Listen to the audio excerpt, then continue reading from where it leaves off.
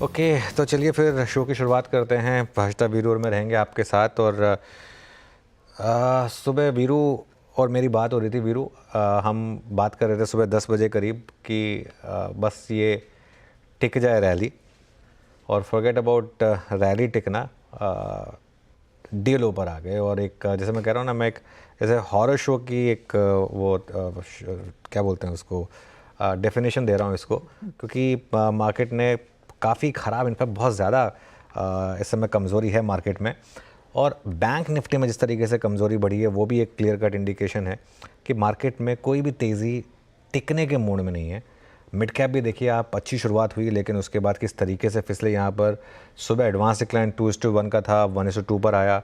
HDFC bank ने भी गिरावट बढ़ाई, SBI भी शामिल है। तो काफ़ी स्टॉक्स हैं जिन पर ये इस तरीके के मूव्स आ रहे हैं। आज मैं डिस्कस करूँगा आपके साथ मार्केट लेवल्स, लेकिन एक बार मैं वीरू को जोड़ना चाहता हूँ क्योंकि सुबह वीरू जो हमारी बात हो रही थी कि मार्केट मेक और ब्रेक जोन में है और बस ये टिकना चाहिए, एक बहुत ही ख़राब मार्केट ने वर्डिक्ट दिया यहाँ पर इस समय।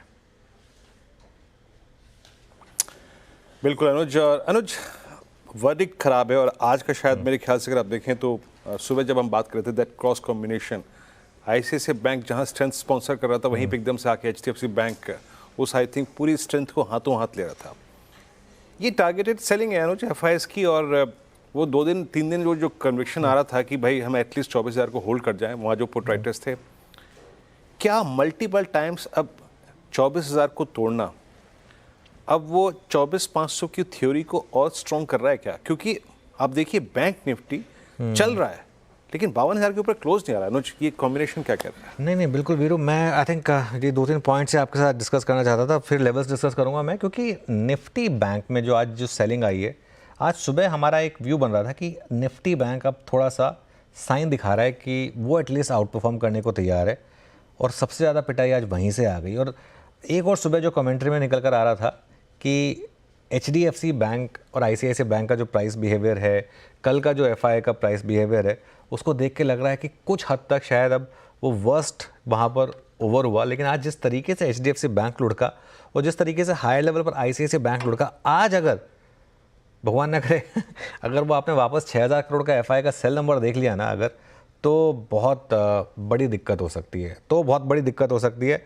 क्योंकि सुबह एक व्यू बन रहा था आज कि मार्केट में जिस तरीके का पैटर्न है, FI की लोवेस्ट सेलिंग पिछले 40 दिनों की, इवन डोमेस्टिक पार्टिसिपेंट्स ने थोड़े बहुत अपने लॉन्ग कम किए हैं कि शायद मार्केट थोड़ा सा आपको पॉजिटिव व्यू दिखाए। लेकिन एक चीज़ तो क्लियर है, ट्रेड मार्केट में आज भी दोनों प्ले हुई, सेल ऑन रैली और बाय ऑन डिप्स। लेकिन सेल ऑन रैली की ट्रेड इस समय बहुत ज़्यादा है। तो जब तक वो 24,500 क्रॉस नहीं हो जाता तब तक इस मार्केट में कोई भी ट्रेड, कोई भी रैली टिकेगी नहीं। निफ्टी पर जहाँ तक बात है 23,800, ये अब मुझे लग रहा है कि क्लियरली ओपन हुआ है। 23,800 तो इनफैक्ट अब मैटर ऑफ टाइम है, शायद हो सकता है मार्केट कल या परसों में लगा दे 23,800। तो जिस तरीके से मार्केट फिसला है, वो पिछले हफ्ते का लो 23,816 था, अब हम आज का लो 23,912 है, तो 100 पॉइंट का डिफरेंस रह गया वहाँ पर। और अब तो मैं एक बात बताऊँ, अब तो 200 डे मूविंग एवरेज पे अगर मार्केट रुक जाए तो बुल्स कहेंगे गनीमत है कि रुक गया। 23,500 पर जो 200 डे मूविंग एवरेज है, अब तो वो लग रहा है कि शायद वहाँ तक पॉसिबिलिटी है। जैसे मैं कह रहा हूँ, अगर वो यहाँ पर रुक भी गया तो बुल्स खुश होंगे उससे, तो कि चलिए ठीक है। और 10% करेक्शन पूरी होगी करीब 23,650 पर। तो एक लग रहा है कि 23,650 पर 10% करेक्शन और उसके बाद 23,500 शायद 200 day moving average. Bank Nifty ने खास तौर से आज बहुत ज़्यादा डराया मुझे, जिस तरीके से बैंक निफ्टी मूव आया है 50,200, 50,400, ये अब लग रहा है वापस ओपन होगा। अगेन होप ये रहेगी कि हर बार 100 डे में बचा है, इस बार भी बचा ले, लेकिन बार बार उस लेवल को आप टेस्ट कर रहे हैं। बार बार इनफैक्ट वो स्लिप होता हुआ मार्केट। इनफैक्ट मैं अभी एक ट्वीट देख रही थी, या एक जाने पहचाने बड़े VC ने किया है कि for the Indians by the Indians, ये इंडियन मार्केट की तस्वीर है, क्योंकि FI होल्डिंग सिर्फ 16% है। कि I don't know if that number is true और नॉट, लेकिन FIs ने जिस तरह से बेझिझक बेचा है, अभी बाजार फिर सिर्फ और सिर्फ भारतीय हाथों में है। रैली में भी सिर्फ भारतीय लोग हाँ, तो फिर अब देखिए वो भाई, अब जब अच्छा टाइम हमारा था तो परेशानी भी हमारी है ना। देखिए ये समय थोड़ा सा मार्केट में, मैं बार बार कह रहा हूँ, फेजेस हैं। बिकॉज जो कोविड के बाद पैसा आया, जो बुल रन आई है, उसने ये वाला फेज नहीं देखा। हाँ। हम लोगों ने ऐसे कई फेजेस देखे हैं मार्केट में, और एक्चुअली इक्विटी मार्केट अगर वन वे चलता रहे तो वो ख़राब होता है, बल्कि मार्केट में करेक्शंस का आना ज़रूरी है, बीच बीच में इस तरीके से मूव्स आने ज़रूरी हैं, वरना वन वे मार्केट चलेगा तो मार्केट को बबल कन्वर्ट करने में टाइम नहीं लगेगा। ये मार्केट ऑलमोस्ट, जैसे मिड और स्मॉल कैप में तो बबल बन गया था, निफ्टी में भी ऑलमोस्ट वहाँ पर जा रहा था, उससे बचा लिया है इसने, है ना। और अब ठीक है, क्या है, कितना गिरा है मार्केट, 9% गिरा है कुल मिलाकर हाई से। अब वो 9% में लोगों की चीखें निकल रही हैं क्योंकि उन्होंने कभी देखी नहीं है 9% की फॉल। मैं बार बार रिमाइंड कराता हूँ, 2008 की करेक्शन तो 58% की थी, चलिए वो तो खैर वो ग्लोबल फाइनेंशियल क्राइसिस था, उससे पहले भी जो 2 करेक्शन, बुल मार्केट करेक्शन थी 25 से 30% की करेक्शन थी निफ्टी पर, स्मॉल कैप पर तो 40% की करेक्शन होती। तो खैर अब तो 40% करेक्शन में तो शायद कोई बचेगा नहीं मार्केट में, लेकिन मैं ये भी नहीं कह रहा कि 40% तक जाएगी मार्केट करेक्शन। लेकिन हर्षिता, मैं एक चीज़ कहूँ, बार बार ना ये चीज़ निकल कर आ रही है, इस मार्केट को कुछ तो पता है जो हमें नहीं पता, मतलब वरना इस तरीके से मार्केट अच्छी न्यूज़ पे भी ना गिरे। मतलब आज सुबह जैसे फॉर एग्जांपल डिस्कस करते थे कि सिप के नंबर इतने अच्छे हैं, एफआई की सेलिंग थोड़ी कम हुई है, लेकिन at the end of the day screen observe करिए। अगर स्क्रीन बता रही है कि नहीं मार्केट खराब है, तो आप मैं कोई, चाहे आप कितने भी चीयर लीडर्स को लेके आ जाए यहाँ पे, कुछ नहीं होने वाला। अगर मार्केट को गिरना है तो मार्केट को गिरना है, और वो स्क्रीन पर लगातार दिख भी रहा है। ऐसे में आपकी क्या रणनीति होगी उस पर बात करेंगे। एक बार Hyundai का स्टॉक दिखा दीजिए, क्योंकि नतीजे आ गए हैं। पहला नतीजा है लिस्टिंग के बाद, स्टॉक 2% का गोता खा रहा है। यहाँ पर आय घटी है, 17,260 करोड़ पर आई। मुनाफा घट कर आया 1375 करोड़, 1628 करोड़ था पहले, और मार्जिन भी जो 13% प्लस थे 12.8% पर आ गए, इसीलिए वो स्टॉक में एक नॉक आता हुआ दिखाई दिया है। इससे ना एक चीज़ और क्लियर हो रही है कि कोरियंस भी बड़े स्मार्ट हैं। वो अब जब तक अच्छे नंबर्स आ रहे थे तब तक प्राइवेट रखा, पास रखा, तब तक प्राइवेट रखा, सारा डिविडेंड लिया, सब कुछ किया। ख़राब नंबर आया तो माल चिपका दिया। नहीं खैर देखिए, वैसे खैर मतलब ये हंसी मजाक अपनी जगह, लेकिन कुछ तो इंटरेस्टिंग है कि लिस्टिंग होते ही इस तरीके के नंबर्स आ गए, तो शायद उन्होंने थोड़ी लिस्टिंग की टाइमिंग भी शायद थोड़ी गलत चुन ली। खैर ये तो सब जानते हैं कि सब ने बहती गंगा में हाथ धोए हैं इस मार्केट में, वरना इनके तो लिस्ट होने का कोई मतलब नहीं था। ये तो लिस्ट सिर्फ इसलिए हुए कि चलिए भाई मिल रहा है इतना वैल्यूएशन तो ले लेते हैं थोड़ा सा पैसा, तो नथिंग रॉन्ग विद दैट। लेकिन नंबर ख़राब है, मारुति अच्छे नंबर नहीं ला पा रहा तो फिर Hyundai कहाँ से ला पाएगा। बिल्कुल। और बात करते करते अब 2.5% नीचे आ गया। चलिए हमारे जानकारों को जोड़ना शुरू करते हैं। पैनल तैयार है। अच्छा, उससे पहले एक बार ट्रेंडिंग काउंटर्स और वीरू के स्टॉक्स भी स्क्रीन पर लेकर आते हैं। सॉरी, वो चर्चा में हम बह गए। वीरू, कुछ खास जो वायदे बाजार में अब रेडार पर रहना चाहिए? कोई बात नहीं हर्षिता, अगर आप नहीं भी आती तो मैं खुश था। इस बाजार में जितना कम बोलो उतना अच्छा है, आप यकीन मानिए। बट फिर भी डिसाइसिवली जो सिंक कर रहा है उसमें आई थिंक मैं यहाँ पे कुछ स्टॉक रखना चाहूँगा, मार्क करके लाया था। देखिए, मैंने सुबह भी अपनी टीम में शामिल किया था मैरिको, और इनफैक्ट FMCG काउंटर्स की जो सॉफ्टनेस है ना वो इतनी बढ़ गई है कि पूछिए मत। Look at OI addition of Marico, जरा प्लीज़ लिख आइएगा। 11% buildup in a mid of series, that's surprising. ये थोड़ा सरप्राइज है। और आप देखिए धड़ल्ले से OI एडिशंस हो रहे हैं, यानी शॉर्टिंग इतनी बड़ी है। और ये शॉर्टिंग कहाँ हो रही है आप जरा उसको देखिए, सेंस करने वाली बात है। A stock which is trading below I think approximately 22 rupees, 22 रुपये नीचे अपने 200 EMA के नीचे ट्रेड कर रहा है, वहाँ पे 11% का OI बिल्डअप है। ये बेयर्स का कन्विक्शन इस स्टॉक पे कितना है ये आप इससे अंदाज़ा लगा सकते हैं। मैरिको, उसके बाद लेके आइए नवीन फ्लोरिन। 2 दिन पहले तक ये बहुत स्ट्रॉन्ग था, ये क्रैक हो रहा है, काफ़ी शॉर्टिंग हो रही है यहाँ पे, सारे एवरेजेस को वायलेट करता हुआ डे लो, यहाँ पर काफ़ी पेन है। और रियल स्टेट एंसिलरी जिसमें एस्टर पहले से काफ़ी, अगर आप देखें, पार्टिसिपेट कर रहा था, उसमें आज पॉलीकैब ने पार्टिसिपेट किया है फाइनली। अब तक इसका रिट्रेसमेंट डिसेंट था, मतलब डिसेंट इन द सेंस कि एवरेजेस के ऊपर तक था, लेकिन आज full flat selling, 6550 at day low, huge shorting.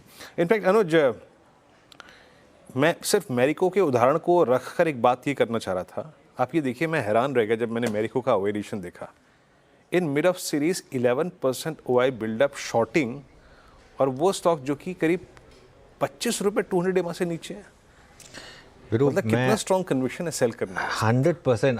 आज सुबह एक्चुअली मैं जब न्यूज़ रूम में था, मैं सुबह आया था, तो ब्रिटानिया को लेके न्यूज़ रूम में थोड़ी सी डिबेट चल रही थी कि ब्रिटानिया को आज ग्रीन लिया जाए या रेड लिया जाए या क्या किया जाए ब्रिटानिया को लेकर। और एक निकल कर लॉजिक यही आ रहा था कि ब्रिटानिया कल ऑलरेडी कोलैप्स हुआ था एशियन पेंट्स के कोलैप्स होने के बाद, और उसके बाद ब्रिटानिया में फिर भी वॉल्यूम ग्रोथ थी 8% की, ऐसा नहीं कि वॉल्यूम ग्रोथ नहीं थी। हाँ, एबिडा नंबर ने ज़रूर सरप्राइज़ किया था नेगेटिव साइड पर, लेकिन ये नंबर उतना ख़राब नहीं था जितना एशियन पेंट्स का था, और compare to Asian Paints already Britannia थोड़ा सा शायद गिर चुका था। लेकिन उसके बावजूद, खैर नंबर हटा दीजिए, नंबर की बात नहीं हो रही है यहाँ पर अब, वो सिर्फ मैंने एक रेफरेंस के लिए कहा है। लेकिन उतनी पोजिशनिंग के बावजूद सुबह एक बार के लिए ब्रिटानिया ने रिकवरी दिखाई, लेकिन देखिए किस तरीके की follow through selling I. I think यही हमने देखा था लीवर में, है ना, लीवर के केस में भी यही हुआ था, नेस्ले के केस में भी ऑलमोस्ट यही हुआ था।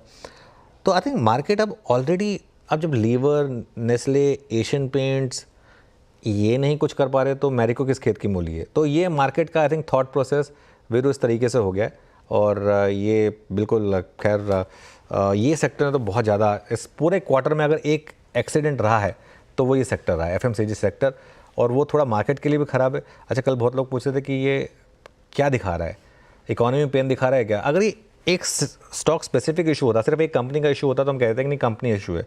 पूरे सेक्टर में अगर पेन है तो मतलब मार्केट में पेन है। ये पूरे सेक्टर में पेन है, बजाज ऑटो में पेन है, hyundai ने नंबर दिखा दिए ख़राब है, तो क्लियरली कुछ ना कुछ तो कंजम्पशन में पेन है। ये इसको हमको एक्सेप्ट करना पड़ेगा कि यहाँ पे कुछ ना कुछ दिक्कत है। चलिए हर्षदा, ट्रेंडिंग स्टॉक्स और उसके बाद कार्यक्रम वही काउंटर्स हैं स्क्रीन पर। ब्रिटानिया जिसमें सबसे ज़्यादा लॉसेस देखने को मिल रहे हैं, HDFC बैंक, टाटा मोटर्स जैसे काउंटर्स, NTPC जैसे स्टॉक्स, यहाँ पर हमने देखा एक अच्छा खासा दबाव बना हुआ है। बॉश के नंबर से पहले थोड़ा सा बैकफुट पर MCX, स्केल, टाटा पावर, ये दूसरे लूजर्स हैं। हालांकि आज एक पुल बैक कंजम्पशन ट्रेड जो देखने को मिला है वो है ट्रेंट है, वो ऑफकोर्स काफ़ी पिट चुका है काउंटर। ट्रेंट, ONGC और टेक्नोलॉजी काउंटर्स का साथ है, लेकिन टेक भी देखिए कितना सपोर्ट कर रहा है, आधे % के ही गेंस यहाँ पर रह गए हैं। एक बड़ा mover of course Jubilant FoodWorks है, रैमको सीमेंट है, LTTS जिसने वो एक्विजिशन किया, और UPL में हमने देखा है नंबर्स के बाद जो ब्रोकरेज रिपोर्ट्स आई है उस पर एक थम्स अप आया तो स्टॉक 3% ऊपर। हमारे जानकार तैयार हैं, उनसे भी बात करना शुरू करेंगे। मयूरेश जोशी, साथ ही फंडामेंटल्स पर टेक्निकल कॉल्स के लिए प्रकाश काबा, मानस जायसवाल, आशीष पहेती, रचना वैद, सोनी पटनायक और जतिन गेडिया है। मंगलम जुड़ेंगे कुछ ही देर में, बात होगी जुबिलेंट फूडवर्क की। क्या बढ़िया तेज़ी दिखाई है स्टॉक में, एग्जैक्टली फाइन प्रिंट क्या है नंबर्स का वो समझेंगे। 2:30 बजे फिर यतिन आपको बताएंगे अब Q2 के नतीजे जो आ गए हैं, अब तस्वीर क्या बन रही है, कहाँ हिट है कहाँ मिस है, बिग पिक्चर आपके सामने पेश की जाएगी। 2:45 पर सुदर्शन से जानेंगे आयशा और अपोलो टायर्स से क्या एक्सपेक्ट किया जाए, कल नतीजे आने वाले हैं। फिर कंचन को जोड़ेंगे, PI इंडस्ट्रीज, दीपक नाइट्राइट के नंबर्स पर बातचीत होगी। 2:50 पर हमारे साथ मार्केट बिग वॉइस में होंगे DR चोकसी, फिनसर्व के MD देवेंद्र चोकसी। फिर डीलिंग रूम का जायजा, BTST STBT ट्रेड्स, क्लोजिंग की रणनीति और क्लोज की तरफ बढ़ेंगे। चलिए फिर हमारा पैनल तैयार है और अब ट्रेड्स लेना शुरू करते हैं। थोड़ी सिंपैथी है पैनल के साथ क्योंकि मार्केट इस तरीके का है। गुड आफ्टरनून गाबा सर, बताइए क्या ट्रेड पिक कर रहे हैं? Good afternoon to you. Trade है पिक शॉर्ट साइड और वो है बजाज ऑटो। जैसे 10,000 को रिजेक्ट हुआ है, ये एक साइन ऑफ वीकनेस है। ट्रेड करा है 9,700, टॉप होगा 9,800, 100 रुपीज का स्टॉप है, टारगेट 200 रुपीज, 9,500 के करीब जाना चाहिए। Yes, Bajaj auto short. Okay, Bajaj auto एक शॉर्ट साइड का ट्रेड। रचना जी आपका ट्रेड? Good afternoon. मेरा अभी ट्रेड शॉर्ट साइड पे रहेगा। UBL के फ्यूचर्स को हम यूनाइटेड ब्रूअरीज को शॉर्ट करेंगे और 1896 पे है ये, 1907 का स्टॉप लॉस लगाएंगे और इसको शॉर्ट करेंगे for a target of 1870। Okay, United breweries 1901 पे रचना जी ने इसे भी नहीं छोड़ा, इसको भी सेल कर दिया। मानस, गुड आफ्टरनून, आपका ट्रेड?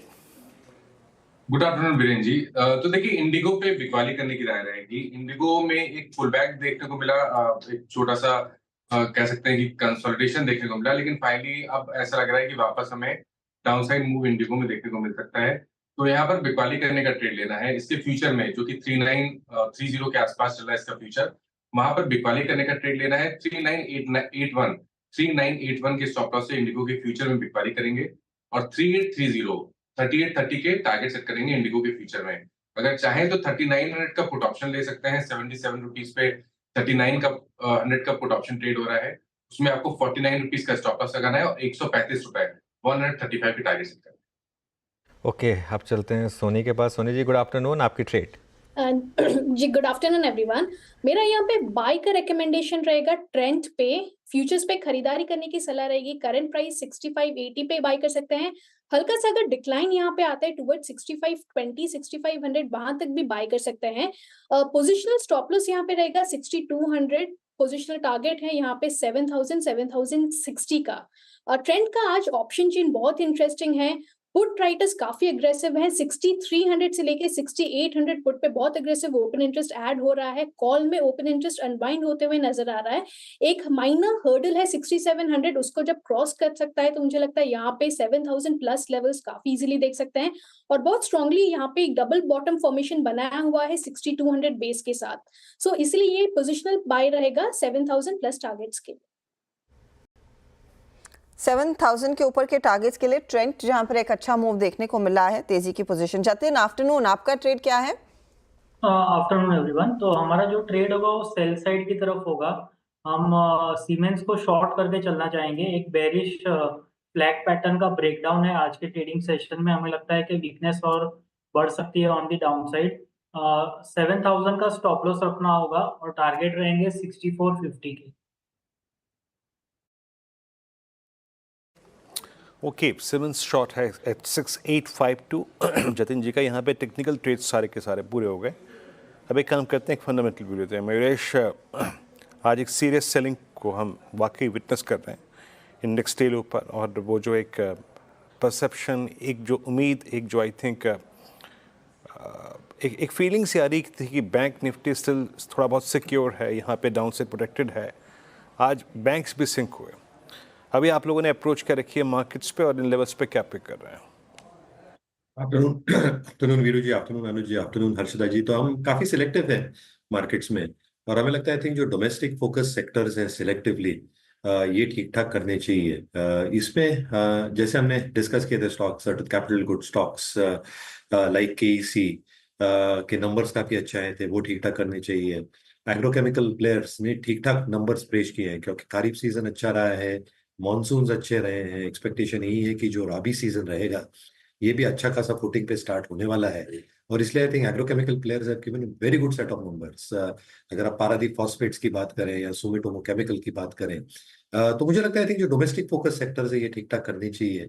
एक स्टॉक जो हमारे वॉच लिस्ट पे है, Rainbow Children's Hospital as an example, again I think numbers थोड़े सॉफ्ट रहे थे ये तिमाही के लिए, प्राइमरीली क्योंकि जितने ऑपरेशनल बेड्स थे 1600 से 1900 बेड्स तक गए थे क्वार्टर ऑन क्वार्टर, और इसलिए हमें लगता है आई थिंक जो ऑक्यूपेंसी रेशियोज हैं जो 42% पे आए for 50% is not a clear reflection. जैसे इसकी यूटिलाइजेशन लेवल्स बढ़ेंगी और जो ये की सेंटर्स में ऑपरेट करते हैं, हैदराबाद, बैंगलोर, चेन्नई, और जो कैपिटल एक्सपेंशन के प्लान्स है स्पेसिफिकली गुड़गांव जैसे एरियाज में जहाँ 400 बेड्स ऐड करेंगे अगले 2 वर्षों में, operating metrics as this fixed cost absorption starts happening and occupancy ratio start moving higher should be relatively better. तो हमें लगता है आई थिंक थोड़ा स्टॉक स्पेसिफिक होना पड़ेगा मार्केट्स में। Domestic plays are offering a little bit of comfort at this level. As I said, agrochemical, selective capital, और जैसे चुनिंदा हॉस्पिटल स्टॉक जैसे हम रेनबो चिल्ड्रंस हॉस्पिटल पे एक नजर कर रखे बैठे। ओके, अच्छा मयूरेश जी एक बात बताइए, ये आपने अपनी सिटिंग लोकेशन बदल दी है या फिर मैं ही कुछ डिफरेंट फील कर रहा हूँ? वो एक ज़माने में आपके पीछे एक बैकग्राउंड में एक पेंटिंग हुआ करती थी, बड़ी शुभ थी वो, सूरज के साथ घोड़े, वो कहाँ है? तो Viru ji I think I have shifted house, so नए घर से कर रहे हैं। कोई बात नहीं, नए घर में भी लगाइए, कोई दिक्कत की बात नहीं, नए घर में भी लगाइए। बैकग्राउंड में बहुत छेदती थी वो, बड़ा हाँ बहुत अच्छी थी वो।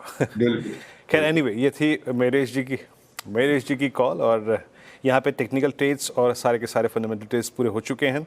आपकी स्क्रीन पे निफ्टी है, डे लो। अच्छा, मैं एक बार एक स्टॉक और लेके आऊँगा स्क्रीन पे, थोड़ा मार्क कर देता हूँ यहाँ पे, सिंस एक अभी सेल कॉल गई थी ये आपका सिमेंस पे। सोनी जी एक बार रीड कीजिएगा आप एबीबी को। एबीबी भी आज एक बहुत स्ट्रॉन्ग रिवर्सल आया, the shortest moving average, I mean 10 ने वो स्पॉन्सर कर दिया, और एक फीलिंग आ रही है कि अब ये भी 200 डे की ट्रेजेक्ट्री को छोड़ने के लिए तैयार है। 700 के पुट राइटर्स का जोन, 7000 के पुट राइटर्स का जोन, वो भी जा चुका है स्क्रीन से। यहाँ पे किसी लॉन्ग पुट का तर्क है क्या आपका? यहाँ पे मुझे लगता है कि जो 200 EMA को ब्रेक कर रहा है एबीबी, अगर फ्यूचर्स में 7000 को ब्रेक करेगा तो टुवर्ड 6800 6700 पोजिशनली टेस्ट हो सकता है। सो यहाँ पे 6900 पुट ऑप्शन में पार्टिसिपेट कर सकते हैं। इसको थोड़ा सा डिक्लाइंस तक बाय कर सकते हैं। 118 तक अगर दिखाई देता है तो वहां तक बाय कर सकते हैं। 6900 पुट ऑप्शन नवंबर सीरीज की 118 तक बाय कीजिए। यहाँ पे स्टॉप लॉस रहेगा 85 का। मुझे लगता है टारगेट 150 से 170 के बीच में यहाँ पे टेस्ट होते हुए नजर आ रहा है। ओके, तो ये फिलहाल आपके लिए एबीबी। तो बेसिकली कैपिटल गुड स्पेस में थोड़ा सा पोजीशंस रिवर्स होती हुई बिकवाली का दबाव बन रहा है, लेकिन इस बाजार में जहां पर ज़्यादातर स्टॉक्स पिट रहे हैं, कमज़ोरी बढ़ती हुई दिखाई दे रही है। एक स्टॉक को देखकर थोड़ी सी राहत मिल रही है, वो है जुबिलेंट फूडवर्क्स। अब दूसरी तिमाही के नतीजे आ गए हैं। अब इसमें बाजार ने ऐसा क्या पकड़ा कि आज स्टॉक 6% ऊपर है, अच्छी खासी लॉन्ग पोजीशंस जुड़ी है। मंगलम से बेहतर आपको शायद ही कोई समझाएगा। मंगलम, बताइए हुआ क्या है? तो दो चार चीज़ें। सबसे पहले तो ये पिज़्ज़ा बहुत टेम्पटिंग है। अगर आप यहाँ पे ग्राफिक्स में देखें तो मुझे इसे देख के ही काफ़ी भूख लग रही है। दूसरी बात ये कि जो जुबिलेंट फूडवर्क्स का आप नंबर है उसे दो तरीके से देखेंगे, एक कंसोलिडेटेड और एक स्टैंड अलोन। कंसोलिडेटेड नंबर्स में आप बहुत बड़ा ग्रोथ देखेंगे, 40% रेवेन्यू एक्सेट्रा। वो इसलिए है क्योंकि बेस में इनके पास डीपी यूरेशिया जो टर्की और जॉर्जिया का बिजनेस था वो नहीं था। तो मूलतः आपको अगर बिजनेस देखना है तो स्टैंड अलोन बिजनेस देखना पड़ेगा। वहां पे जो ओवरऑल नंबर्स है कंपनी के वो एक्सपेक्टेशन से ज़्यादा डिफरेंट नहीं है। 1472 पोल था, हमने 1470 करोड़ कंपनी के रेवेन्यू देखी। एबिटा भी 280 करोड़ के आसपास था, मार्जिन भी 19.5% और net profit as a result of which 50 crore के ऊपर था। इसमें स्ट्रीट को ऐसा क्या अच्छा लगा? लाइक फॉर लाइक ग्रोथ, जो दो स्टोर्स होते हैं वो उसमें ग्रोथ पिछले साल के कंपैरिजन में इस साल कैसा है, वो 2.8% था। उम्मीद भी 2 से 3% थी। इंपॉर्टेंट पार्ट ये था कि जो डिलीवरी बिजनेस है उसमें करीबन 16% ग्रोथ हुआ। उन्होंने 50 डोमिनोज स्टोर्स खोले हैं इस क्वार्टर में। डिलीवरी कुछ 70% उनकी ओवरऑल रेवेन्यू है और वहाँ पे 15% का जो ग्रोथ है वो काफ़ी पॉजिटिव है। और वहाँ पर भी लाइक फॉर लाइक ग्रोथ अगर आप देखें तो 11.5% है। डाइन इन हमें सबको मालूम है स्ट्रक्चरली अब वीक होते जा रहा है। हम रेस्टोरेंट्स में खाने जाते हैं, क्विक सर्विस रेस्टोरेंट्स में इतना नहीं जाते जैसे कि मैकडॉनल्ड्स, बर्गर किंग या ये सारे रेस्टोरेंट्स में। और जो उनकी मैच्योर्ड स्टोर्स हैं उनकी एवरेज डेली बिक्री 80,000 रुपये से 80,000 रुपये है और वो भी पिछले 6 क्वार्टर में सबसे ज़्यादा नंबर हमने देखा है। तो बेसिकली बिजनेस अब रिकवर कर रहा है। अगले पिछले 7-8 क्वार्टर्स में हमने देखा है कि QSRs के जो शेयर्स हैं वो अच्छा नहीं कर रहे थे क्योंकि डिमांड थोड़ी वीक थी। पर अब यहाँ पे साइंस आ रहे हैं डिमांड की रिकवरी की और उसमें इंडस्ट्री लीडर जो है वो सबसे ज़्यादा ग्रोथ दिखा रहा है। और ये बाकी सब FMCG कंपनीज से अलग है क्योंकि वहाँ सब हमने देखा है कि इंडस्ट्री लीडर्स जो हैं वो काफ़ी वीक हैं और जो सेकंड, दूसरे, तीसरे, चौथे नंबर के प्लेयर्स हैं वो काफ़ी अच्छा कर रहे हैं। तो उस लिहाज से ये सारे नंबर्स स्ट्रीट को बहुत अच्छे लगे और हमने देखा स्टॉक प्राइस 7% ऊपर है। जी हाँ, स्टॉक प्राइस 7% ऊपर, लाइक फॉर लाइक ग्रोथ बेहतर, ज़्यादा स्टोर्स खोलना और डिलीवरी पिकअप करती हुई। मयूरेश, आपने ऑर्डर किया है क्या डोमिनोज या जुबिलेंट फूड का शेयर? तो Harshada ji, I think as a disclaimer, हर रविवार पे एक चीट डे होता है, डोमिनोज का पिज्जा आता ही आता है। तो the family loves Domino's pizzas. जैसे मंगलम बता रहे थे Harshada, I think the most important part was like for like growth. And like for like growth अगर आप कंपेयर करें इसके पीयर्स के साथ, आप देखिए restaurant brand Asia as an example, Devyani के नतीजे आए थे थोड़े दिनों पहले और इनका जो मार्जिन परफॉर्मेंस रहा था compare to Jubilant was below par. Obviously, जो commentaries भी रही है in terms of the product suite that they probably got, जो product offerings करना है, new menu offerings जो आने की ये चेष्टा रखते हैं, कहीं ना कहीं आई थिंक जुबिलेंट में जो नंबर्स आए थे स्पेसिफिकली LFL को लेके, जो डिलीवरी वॉल्यूम्स थे, in fact even the app downloads, there are almost 11 million odd app download which they have got और लगभग 28 मिलियन ऑड लॉयल्टी कस्टमर्स हैं जो रिपीट ऑर्डर्स देते रहते हैं along with a lot of royalty rewards and schemes. तो मुझे लगता है I think comparatively to other QSR players, I think number ठीक ठाक रहे हैं and commentary has been positive. Okay, Jubilant 641 पे इस वक्त करीब 6.25% ऊपर, स्ट्रॉन्ग मूव यहाँ पे। इसी को एक बार टेक्निकल चार्ट्स पे समझ लेते हैं मानस से। मानस, आज का जो हाई था ना वो वेल डिफाइंड था मेरे ख्याल से। मैं आई एम नॉट श्योर कि 1 अक्टूबर और 3 अक्टूबर के बीच में गैप था कि नहीं था, बट वो दोनों कैंडल्स का बीच का पॉइंट बड़ा इंटरेस्टिंग था। आज एग्जैक्टली हाई वही है। आप कैसे अप्रोच करेंगे अगर आपके पास लॉन्ग ट्रेड होता? It's a perfect zone to book profits या फिर इसको भी कैरी करना चाहिए? अभी इसमें अभी मतलब ऊपर की तरफ फ्लो करने की गुंजाइश बाकी है। तो देखिए आई थिंक कैरी करना चाहिए, क्योंकि अगर वो जो जिस गैप की आप बात कर रहे हैं उसको फिल करके 660 के ऊपर स्टॉक निकला तो फिर तो 700 रुपए तक के भाव भी स्टॉक दिखा देगा। तो आज के वॉल्यूम्स और आज के पैटर्न को देख के लग रहा है कि चांस लेना चाहिए। वैसे भी खरीदने के ऑप्शन कम है इस टाइम मार्केट में। तो अगर किसी ने लॉन्ग पोजीशन बनाई है तो स्टॉप लॉस को रिवाइज करके 624 पे लगा ले, पोजीशन को होल्ड करें 660 के ऊपर, 685 और 700 ये दो टारगेट आपको सेट करने हैं। ओके, खैर आज एक सेक्टर थोड़ा फिर भी ठीक ठाक कर रहा है, वो है सीमेंट। रैमको 5.5% ऊपर, दालमिया भारत यहाँ पर भी अच्छे गेंस देखने को मिलेंगे। तो ये दोनों स्टॉक्स इस समय अच्छा कर रहे हैं। मयूरेश, आपका कोई व्यू है क्या रैमको पर या डालमिया भारत पर? नंबर्स अब Anuj ji I think generally soft रहे for the sector as whole. अगर आप देखते हैं कि जो वॉल्यूम ऑफटेक रही है, obviously it's suppose to be a weak quarter, monsoon वाला क्वार्टर होता है, बहुत ज्यादा उम्मीद होती भी नहीं है। बट एक्सपेक्टेशन अभी ये बांध के आ रही है कि सेकंड हाफ में जैसे वॉल्यूम ग्रोथ में अच्छा खासा सुधार आएगा, added by lot of government schemes, आज रूरल अर्बन हाउसिंग की हम बात कर रहे हैं, आज रोड्स रेलवेज इंफ्रास्ट्रक्चर की हम बात कर रहे हैं, यहाँ पे एक डिसेंट वॉल्यूम ग्रोथ होने की हम अपेक्षा रख सकते हैं। इसलिए आई थिंक जो देश की जीडीपी ग्रोथ होती है, cement growth normally grows at 1.5 times, around 10 to 12% volume growth अगले 2 वर्षों के लिए एक्सपेक्ट आप कर सकते हैं for the sector as a whole. जहां तक इनपुट कॉस्ट का सवाल रहा है, आई थिंक थोड़ी इनपुट कॉस्ट डेफिनेटली बढ़ी थी, but a lot of companies have done a lot of corrective measures at their end. जैसे वेस्ट हीट रिकवरी हो या कैप्टिव पावर हो, उससे पावर कंजम्पशन अच्छी खासी कम हुई है। इनके जो नए सेंटर्स आ रहे हैं, they are quite close in terms of the delivery centres as well. जो एक्विजिशंस हो रहे हैं, कंसोलिडेशन हो रही है पूरी इंडस्ट्री के लिए, इससे प्राइसिंग ठीक ठाक रहने की हम पूरी की पूरी उम्मीद लगाए बैठे हैं। और इसलिए absolute EBITDA and EBITDA per ton should show significant amount of improvement in the next few quarters. तो आई थिंक ये सेक्टर एक फोकस में जरूर रखना चाहिए। I think we prefer stocks like JK Cement as an example, JK Lakshmi Cement and Ultratech among the large companies. In fact ये कुछ big boys जिन पर नजरें रखनी चाहिए। हाइकिल के नंबर्स ज़्यादा कुछ बदलाव नहीं, इनफैक्ट ऐसी नंबर्स जो भी आ रहे हैं वो बहुत ही ठंडे टाइप के आते हुए दिखाई दे रहे हैं। लेकिन एक स्टॉक जो ओके नंबर्स पर आज थोड़ा सा चला है क्योंकि कमेंट्री बेहतर थी। कल हम दोपहर में UPL की बात कर रहे थे, आज स्टॉक देखिएगा करीब 3-3.25% ऊपर है, शायद कुछ थोड़े से शॉर्ट्स कवर हुए हैं।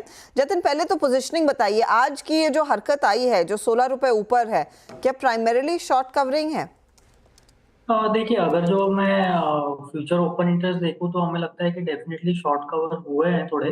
लेकिन अगर जो प्राइस एक्शन को मद्देनजर रखते हुए देखूं तो हमें लगता है कि जो ऊपर के लेवल्स पे कवर हुए थे वो फिर से शॉर्ट ऐड हो गए हैं, क्योंकि ऊपर के लेवल से हमें प्रॉफिट बुकिंग देखने मिल रही है। तो मेरे को लगता है शायद अगर जो डे एंड तक अगर जो ये नेगेटिव क्लोज दे देता है तो आई थिंक वो जो अभी कवरिंग के तौर पे हम देख रहे हैं, लेकिन वो शॉर्ट एडिशन में तब्दील हो जाएंगे।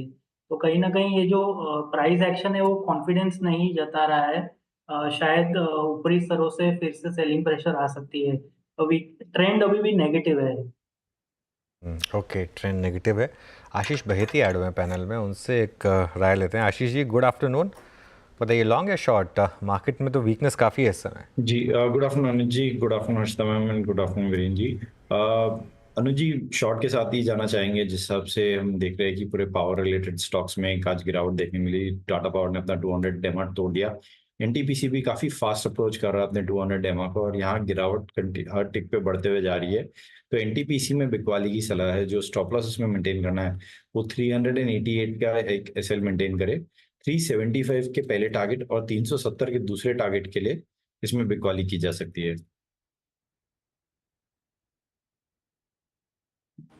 ओके, NTPC और पहले गेल सब पे आपकी सेल कॉल रही है। PSUs में आपने काफ़ी, अगर आप देखें तो सेल ट्रेड ओपन किए थे। मीनवाइल निफ्टी बैंक जो है अब 100 डे एक्सपोनेंशियल मूविंग एवरेज की ट्रेजेक्ट्री से नीचे ट्रेड करता हुआ 100 इज अलाइंड एट 51,222, यानी करीब 50 पॉइंट नीचे अब हैं। और वो सिर्फ अकेला वो जो प्रेशर है वो HDFC बैंक जनरेट कर रहा है। HDFC bank at 1714। अनुज, सुबह ही हमने इनफैक्ट ये पकड़ी भी थी, बात भी की थी।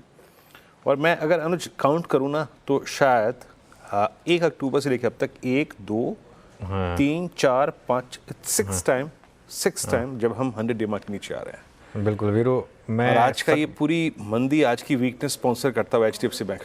हाँ क्या वीरू, कहेंगे इस पे? मैं अच्छा हुआ आपने मेरा काम आसान कर दिया, क्योंकि मैं चार्ट पे वही खोज रहा था कि हमने कितनी बार इस टॉपिक पर बात की है कि फाइनली अगर एक मूविंग एवरेज को आप बार बार टेस्ट करेंगे तो वो टूटेगा।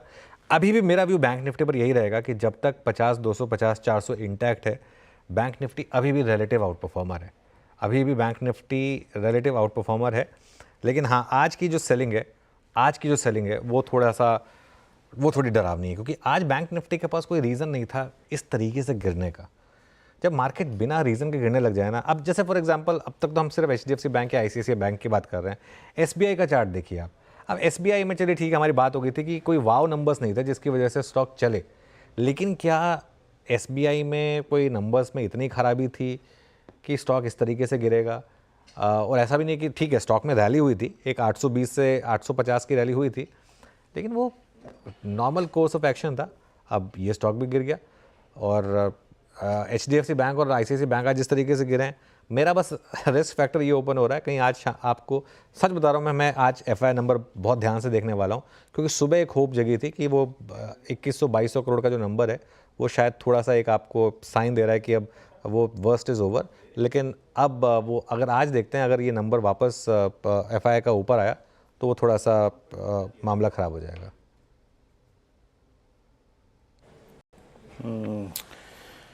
FIs का मूड खराब, bank Nifty at day low, selling higher level से, और दिन के ये मानस HDFC बैंक मेरे ख्याल से शायद मैं अगर प्लीज़ ज़रा HDFC बैंक का कैंडलस्टिक चार्ट रखिएगा, शायद इस पूरी सेलिंग में जो कि मेरे ख्याल से 1 अक्टूबर से शुरू हुई थी, या फिर प्रिसाइसली अगर मैं कहूँ तो 27 अक्टूबर से, कैंडलस्टिक पे कन्वर्ट कर दीजिए, इंट्राडे में इस पूरे 27 सितंबर से लेके अब तक सबसे बड़ी जो गिरावट है 3% की, वो आज है।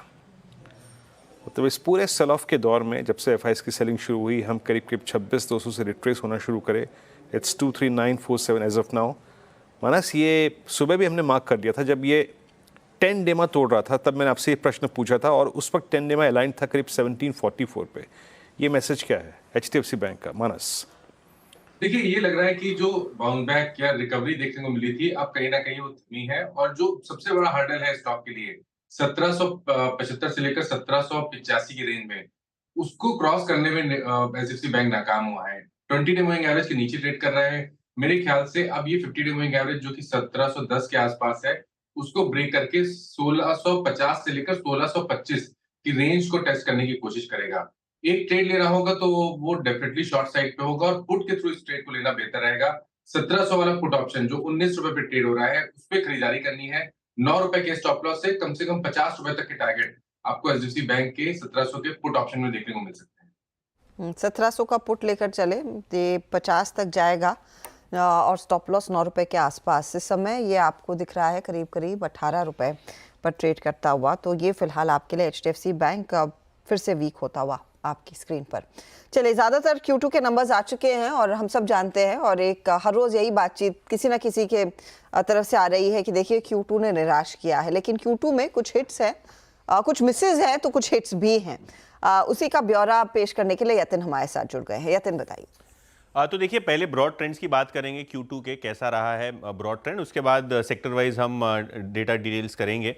सबसे पहले अगर हम बात करें तो FMCG, ये एक ऐसा सेक्टर है जहां एक सेक्युलर स्लोडाउन रहा है, स्पेशली अर्बन कंजम्पशन में। तो ये बहुत ट्रेंड क्लियर हो गया कि जो FMCG कंपनियों का कारोबार है वो अर्बन मार्केट्स में स्लो रहा है इस क्वार्टर में, और ओवरऑल FMCG की डिमांड वीक रही है Q2 में। इसके अलावा IT एक ऐसा पैक था जहां IT सर्विसेज में फिर से एक बार डिमांड रिकवरी की बातें होने लगी हैं, डिमांड रिकवरी दिख रही है।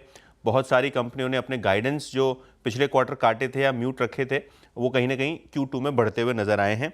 इसके अलावा बैंकिंग की प्रॉफिटेबिलिटी और एसेट क्वालिटी का ट्रेंड पॉजिटिव साइड पे रहा है, और अर्निंग्स डाउनग्रेड जो हैं वो oil marketing companies, micro finance और ऑटो सेक्टर में सबसे ज़्यादा देखने को मिले। जो डाउनग्रेड हो रहे हैं EPS, वो ये 3-4 सेक्टर्स में हो रहे हैं।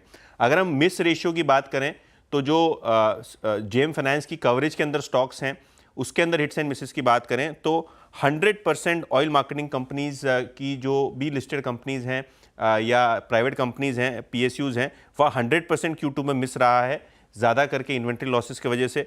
माइक्रो फाइनेंस भी एक ऐसा सेक्टर है जिसका एक प्रोविजन हाई होने की वजह से, एसेट क्वालिटी स्लिप होने की वजह से सारी की सारी कंपनियों ने बिलो एस्टिमेट नंबर्स दिए हैं।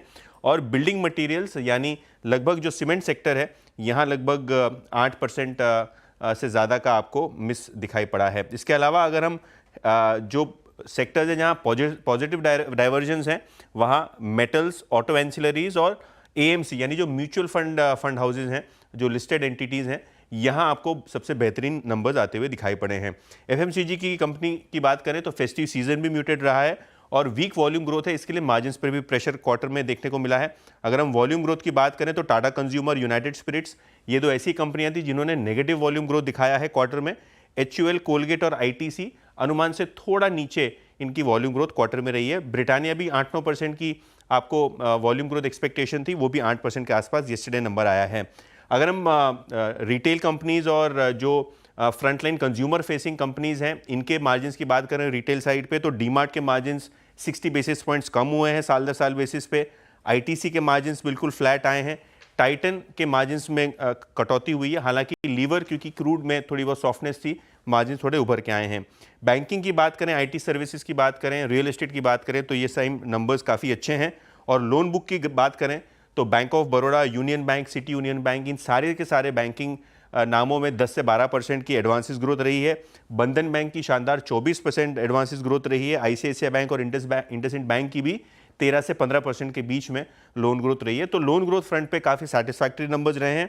और अगर हम सीमेंट कंपनीज के वॉल्यूम ग्रोथ की बात करें तो एसीसी का वॉल्यूम ग्रोथ 15% है, दालमिया भारत का 8% है और अल्ट्राटेक सीमेंट का 3% है। तो सीमेंट कंपनीज मॉनसून क्वार्टर होने के बावजूद आपको वॉल्यूम ग्रोथ बढ़ता हुआ नजर पड़ा है। और सीसी रेवेन्यू ग्रोथ की बात करें आईटी सेक्टर में तो HCL टेक और इन्फोसिस ने पूरे सेक्टर को लीड किया है, 2 से 3% के आसपास सीसी रेवेन्यू ग्रोथ दिखा के। टीसीएस और विप्रो 1% के नीचे सीसी ग्रोथ रही है हाई बेस के कारण, लेकिन ओवरऑल जो सेक्टर का ट्रेंड था वो काफ़ी पॉजिटिव रहा है।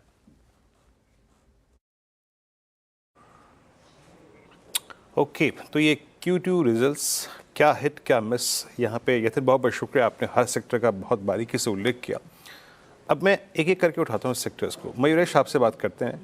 मैं आज इनफैक्ट इस देश की सबसे महत्वपूर्ण और अग्रणी कंपनी श्री सीमेंट से बात भी कर रहा था, मैनेजमेंट लाइव थी हमारे साथ। इनफैक्ट कुछ देर पहले हमारी बिरला कॉप से भी मैनेजमेंट से बातचीत हुई। मेरे ख्याल से नेक्स्ट 2 क्वार्टर्स के लिए, आई मीन Q3 Q4 के लिए वो बहुत ऑप्टिमिस्टिक या फिर कोई सब्सटेंशियल ग्रोथ के लिए कमेंट्स नहीं थे उनके। I think 7-8-9%। बट FY26 के लिए वो कह रहे हैं कि हम ऑप्टिमिस्टिक हैं, प्राइसिंग को लेकर भी उस वक्त कुछ कैपेसिटी भी अगर आप देखें आ जाएगी। और FY26 में डबल डिजिट ग्रोथ की बात कर रहे हैं वो। सीमेंट में आपका व्यू क्या है इस वक्त आफ्टर आई थिंक मॉनसून? अब व्यू क्या है और आपके प्रिफर्ड कैंडिडेट्स क्या है इस वक्त?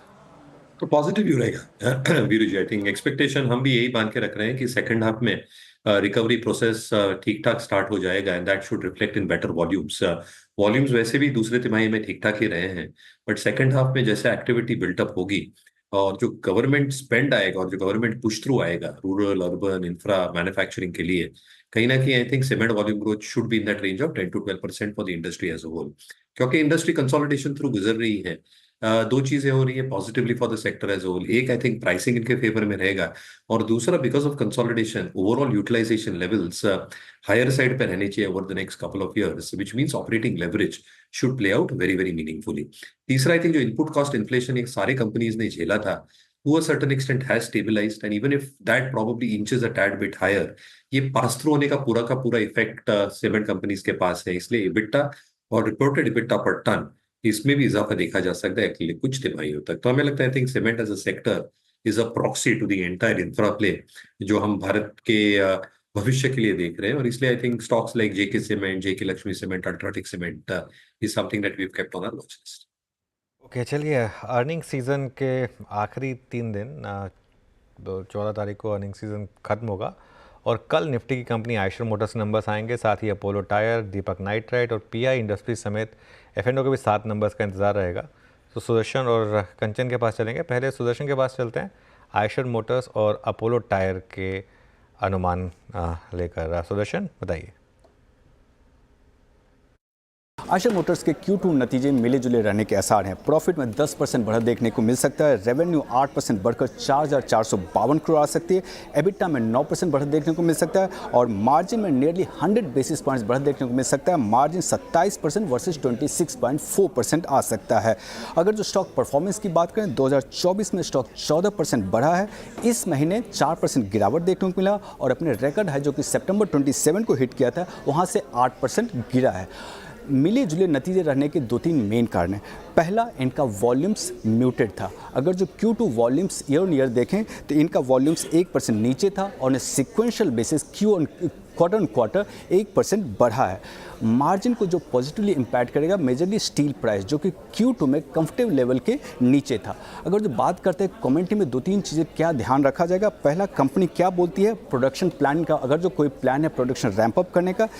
दूसरा, इन्वेंट्री पे क्या कमेंट्री रहती है, क्योंकि फेस्टिव सीजन के पहले तक सारी कंपनीज बोल रही थी कि हर एक कंपनी के इन्वेंट्री लेवल्स कंफर्टेबल पोजीशन से कहीं ज़्यादा था। और लास्टली, अगर जो कंपनी कोई प्राइस हाई का प्लान करे कंसिडरिंग द वीक डिमांड, अभी जो वीक डिमांड चल रहा है उसके कारण अगर जो कोई प्राइस हाइक का प्लान कर रही है।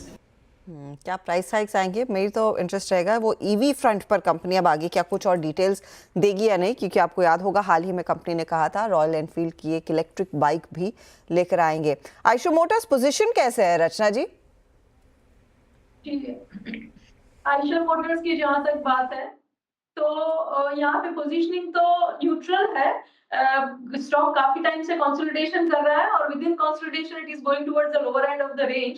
तो अगर यहाँ पे 4680 का सपोर्ट होल्ड कर जाता है तो एक रैली बनने का चांस है। अभी तो 4750 पे है हम, यहाँ से करीब करीब 100 पॉइंट्स डाउन पे एक सपोर्ट बनता है जिसके होल्ड करने के अच्छे चांसेस है। अगर वो होल्ड कर गया तो 4850 एंड 4950 की तरफ ये काउंटर जा सकता है with the help of the results.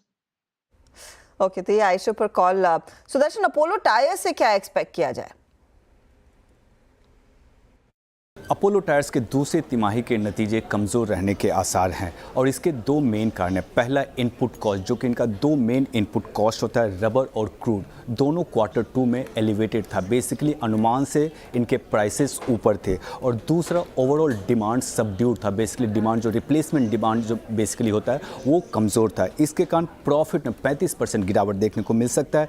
Revenue में 3% बढ़त देखने को मिल सकता है। एबिटा में अगेन 25% गिरावट देखने को मिल सकता है और इसके कारण मार्जिन में 400 बेसिस पॉइंट से ज़्यादा गिरावट देखने को मिल सकता है। मार्जिन आ सकता है 14% वर्सेस 18.5%। और आगे मैनेजमेंट के कमेंट्री में 2-3 चीज़ें जो ध्यान देखने को होगी। पहला, मैनेजमेंट क्या बोलती है डिमांड आउटलुक, अगले 2 क्वार्टर्स में डिमांड रहने के क्या आसार हैं। दूसरा, अगर जो रिप्लेसमेंट डिमांड में कोई इम्प्रूवमेंट देखने को मिला है। तीसरा, डेट लेवल अगर जो कंफर्टेबल पोजीशन पे पहुंचा है या नहीं। इसके अलावा अगर जो स्टॉक मूवमेंट की बात करें तो 2024 में स्टॉक में 5% बढ़त देखने को मिला है और इस महीने स्टॉक में 6% गिरावट देखने को मिला है और अपने 52 वीक हाई जो कि 26 सितंबर को हिट किया था, वहां से स्टॉक 19% गिरा है। ओके, चलिए, तो ये बात होगी अपोलो टायर्स की। अब दीपक नाइट्राइट और पीआई इंडस्ट्रीज़ के एस्टिमेट्स लेते हैं कंचन के साथ। कंचन, गुड आफ्टरनून। Good afternoon. सबसे पहले शुरुआत करते हैं पीआई इंडस्ट्रीज के साथ। यहाँ पे अगर रेवेन्यू की बात करी जाए तो यहाँ पे अप्रॉक्सीमेटली 8% का उछाल देखने को मिल सकता है, जिसके पीछे का मेजर कारण है जो इनका सीएमएस बिजनेस है, वहां पे एक रोबस्ट ग्रोथ हमें देखने को मिल सकती है। EBITDA eight the same time 13% बढ़ के आ सकता है। मार्जिन केवल 1% बढ़ते हुए दिखाई दे सकते हैं। अब मार्जिन में जो हमें ये बढ़त देखने को मिल सकती है, बेसिकली वो जो इनका प्रोडक्ट मिक्स है वो काफी ज्यादा इस टाइम पे फेवरेबल रहा है, जिसके चलते ये नंबर्स दिखाई दे सकते हैं। लेकिन पैट इस टाइम पे हमें थोड़ा सा निराशाजनक लग रहा है, यानी कि -4% पैट यहाँ पे आ सकता है।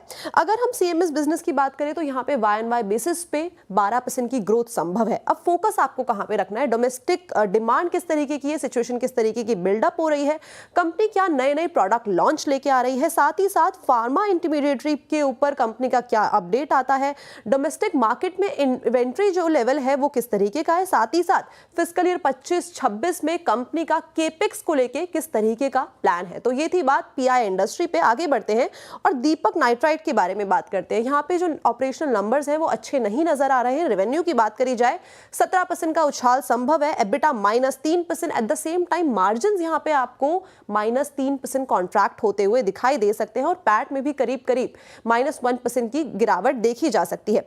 अब बेसिकली फिनोलेक्स सेगमेंट में कहीं ना कहीं एक दबाव देखने को मिला था, जिसके चलते मार्जिन पे ये जो दबाव है वो संभव है। इसके अलावा केपेक्स खर्च के ऊपर काफी खासा नजर रहने वाली है और जिनके डाउनस्ट्रीम प्रोडक्ट है जैसे कि मिथाइल आइसोब्यूटाइल कीटोन और साथ ही साथ पॉलीकार्बोनेट के ऊपर कंपनी का क्या अपडेट आता है, ये खासा ध्यान में रखने वाली चीज होगी। लेकिन एक रिस्क भी है जो यहाँ पे बना हुआ है कि जो इनके रॉ मटेरियल है उसका जो कॉस्ट है कॉन्टिन्यूसली वो अप एंड डाउन हो रहा है, जिसके चलते थोड़ा सा यहाँ पे रिस्क जरूर दिखाई दे रहा है। थोड़ा सा रिस्क वहाँ पर दीपक नाइट्राइट के लिए स्टॉक आपकी स्क्रीन पर लेकर आएंगे। वैसे शेयर ने भी ज़्यादा कुछ किया नहीं है पिछले कुछ समय में। मैं देख रही थी इसके 6 महीनों में सिर्फ 4% का मूव, ईयर टू डेट 4.5% मुश्किल से चला है, तो ये भी लार्जली ऑफ द रेडार गया है। मयूरेश, एक समय में हॉटेस्ट स्टॉक हुआ करता था ये अर्निंग्स की दिक्कत है, डिमांड की दिक्कत है, हो क्या रहा है इधर? दो चीजें Harshada ji, I think for the sector as a whole, जो हमने 3-4 तिमाहियों पहले देखा था कि काफी चाइनीज डंपिंग हो रही थी, उसके वजह से जो प्राइसिंग के प्रेशर आ रहा था ये काफी प्रोफाउंड था काफी केमिकल प्लेयर्स के लिए। Add to that I think जो मिडिल ईस्टर्न क्राइसिस चल रही थी, container related issues were accentuating the problem. अभी दो चीजें हो रही है, एक I think inventory levels absolute low levels पे है, there is a full chance of restocking that can start taking place and pricing can recoup back to a certain extent. I think Deepak Nitrite के जो capacity expansion के plans हुए थे कुछ तिमाहियों पहले, I think how the demand comes back strongly both domestic front पे and export oriented business as well, more so in terms of domestic business itself, और specifically उनका जो फिनोलिक्स का बिजनेस है, यहाँ पे स्प्रेड्स कैसे प्ले आउट होते हैं ये देखना बहुत लाजमी होगा, क्योंकि इस पे आई थिंक एक गेम चेंजर हो सकता है, as always as was the case in the previous quarters as well, कि फॉरवर्ड लुकिंग नंबर्स कैसे प्ले होंगे। But looking at the overall construct at this juncture, लग रहा है कि प्राइसिंग थोड़ी प्रेशर में अभी भी रह सकती है, डिमांड में आने में थोड़ा समय अभी भी लग सकता है, और शायद a large part of that chemical basket might still consolidate at the current level. So I think numbers की राह देखनी चाहिए and let's see what the management counter is. Deepak nitrite 1.5% disappointing रहा है ये। इनफैक्ट मुझे याद है ये पोस्ट कोविड क्या चला था काउंटर, उसके बाद एक वन वे बोरिंग शो हो चुका है। चलिए अब लेकर आते हैं आपके लिए चार का चौका। हमारे सारे जानकार आपको बताएंगे कि इस समय जोड़ तोड़ के क्या ट्रेड लिया जाए। सस्ता ऑप्शन सोनी जी से समझेंगे, रचना आपको देने वाली है एफएनओ सुपरस्टार, आशीष भैती से जानेंगे चार्ट का चमत्कार, तो मिड कैप फंडा के लिए मयूरेश तो है ही। तो Soni ji over to you, सस्ता ऑप्शन। पता जी यहाँ पे सस्ता option SBI life 1560 put option जो 24-25 के रेंज पे बाय कर सकते हैं। स्टॉप लॉस यहाँ पे रहेगा 17 का, टारगेट है 36, दूसरा टारगेट रहेगा 42। SBI लाइफ में फ्रेश ब्रेकडाउन देखने को मिला है, 1580 सपोर्ट को भी ब्रेक किया है। यहाँ पे 1520 पुट ऑप्शन तक ओपन इंटरेस्ट अनवाइंड होते हुए नजर आ रहा है, यानी कि पुट राइटर्स एग्जिट हो रहे हैं, बेस यहाँ पे सपोर्ट वीक होते हुए नजर आ रहा है। सो स्टॉक मुझे लगता है तो 1540 1530 तक यहाँ पे गिरावट तक देखने को मिल सकता है। सो 1560 पुट ऑप्शन के माध्यम से पार्टिसिपेट कर सकते हैं।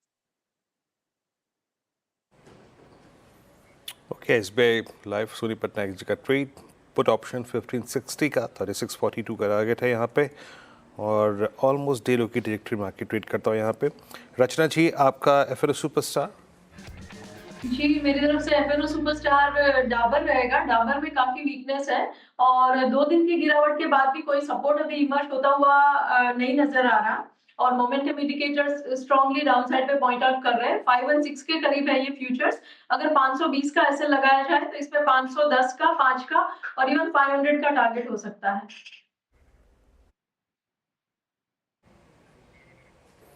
ओके, डाबर 514 पे, यहाँ पे इस ओवर टू होल ट्रैजेक्टरी में भी एक शॉर्ट कॉल, और मेरे ख्याल से सबसे बड़ी गिरावट एफएमसीजी में इसी में है। रचना जी का यहाँ पे इस वक्त शॉर्ट ट्रेड है। आशीष जी चार्ट का चमत्कार क्या पिक कर रहे हैं आप? जी वीरेन जी, कोल इंडिया में फ्रेश लोज ब्रेकडाउन हो रहे हैं, जो रीसेंट लोज थे उसके भी नीचे आज ये स्लिप हो चुका है, और हमें लग रहा है यहाँ से गिरावट और बढ़ते हुए देखने मिल सकती है। तो यहाँ पे बिकवाली की सलाह है, जो स्टॉप लॉस में मेंटेन करना हो 424 424 का एक एसएल मेंटेन करे, 410 के पहले टारगेट और 400 के दूसरे टारगेट के लिए कोल इंडिया में बिकवाली की सलाह है। कोल इंडिया पर एक समय ट्रेड आता हुआ आपके लिए, ये भी काउंटर देखिए 1% नीचे है इस समय। मयूरेश, मिड कैप फंडा क्या रहेगा? तो Rainbow Children's Hospital, Harshad, I think I will go with this stock. दो चीजें हो रही हैं यहाँ पे। आई थिंक जो नंबर ऑफ बेड्स इन्होंने इंक्रीज किए थे तिमाही दर तिमाही, 1600 के आसपास बेड्स थे at the end of Q4। आज अगर हम देख रहे हैं तो number of beds are almost 1920 और 1930 odd beds. Obviously increase in beds एक क्वार्टर में होने के कारण जो ऑक्यूपेंसी रेशियोज है 50% से लेके 42% पे आए हैं।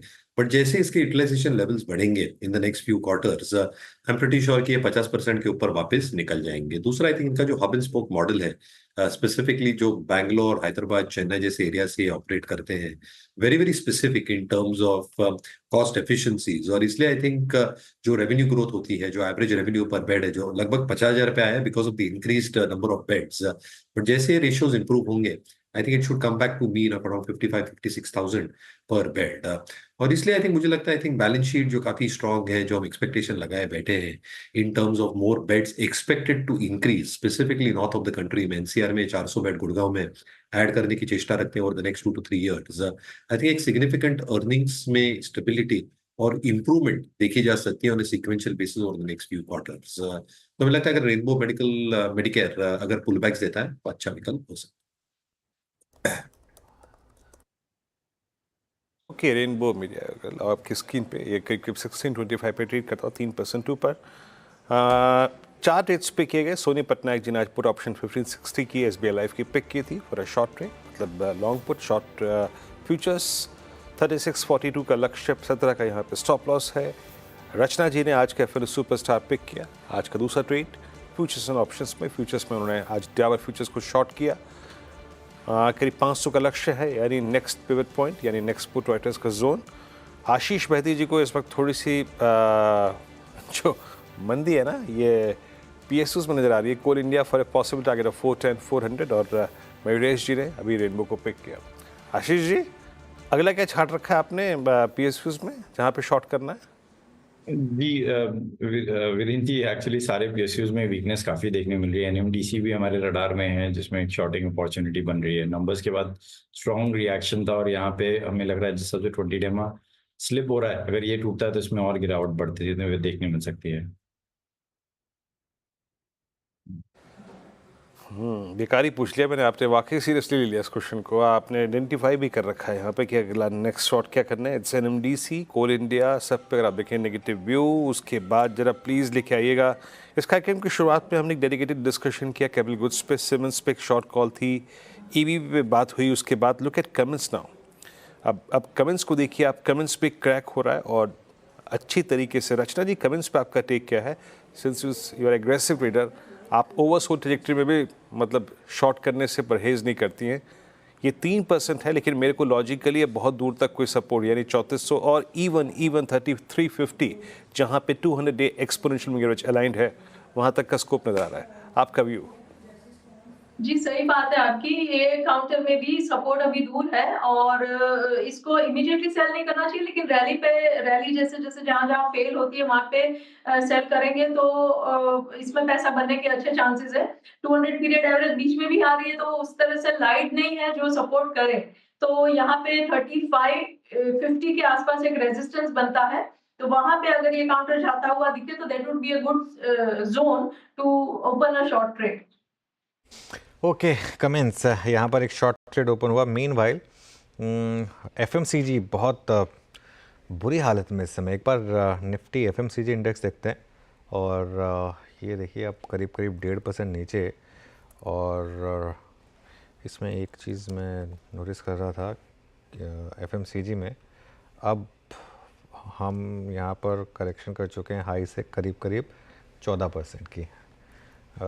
निफ्टी पर 8-9% ये हश्ता करेक्शन, लेकिन FMCG में करीब 14% की करेक्शन हो चुकी है। हाँ, और काफ़ी ज़्यादा। और डाबर देखिए आप, डाबर डे लो पर आया, टाटा कंज्यूमर डे लो पर आया।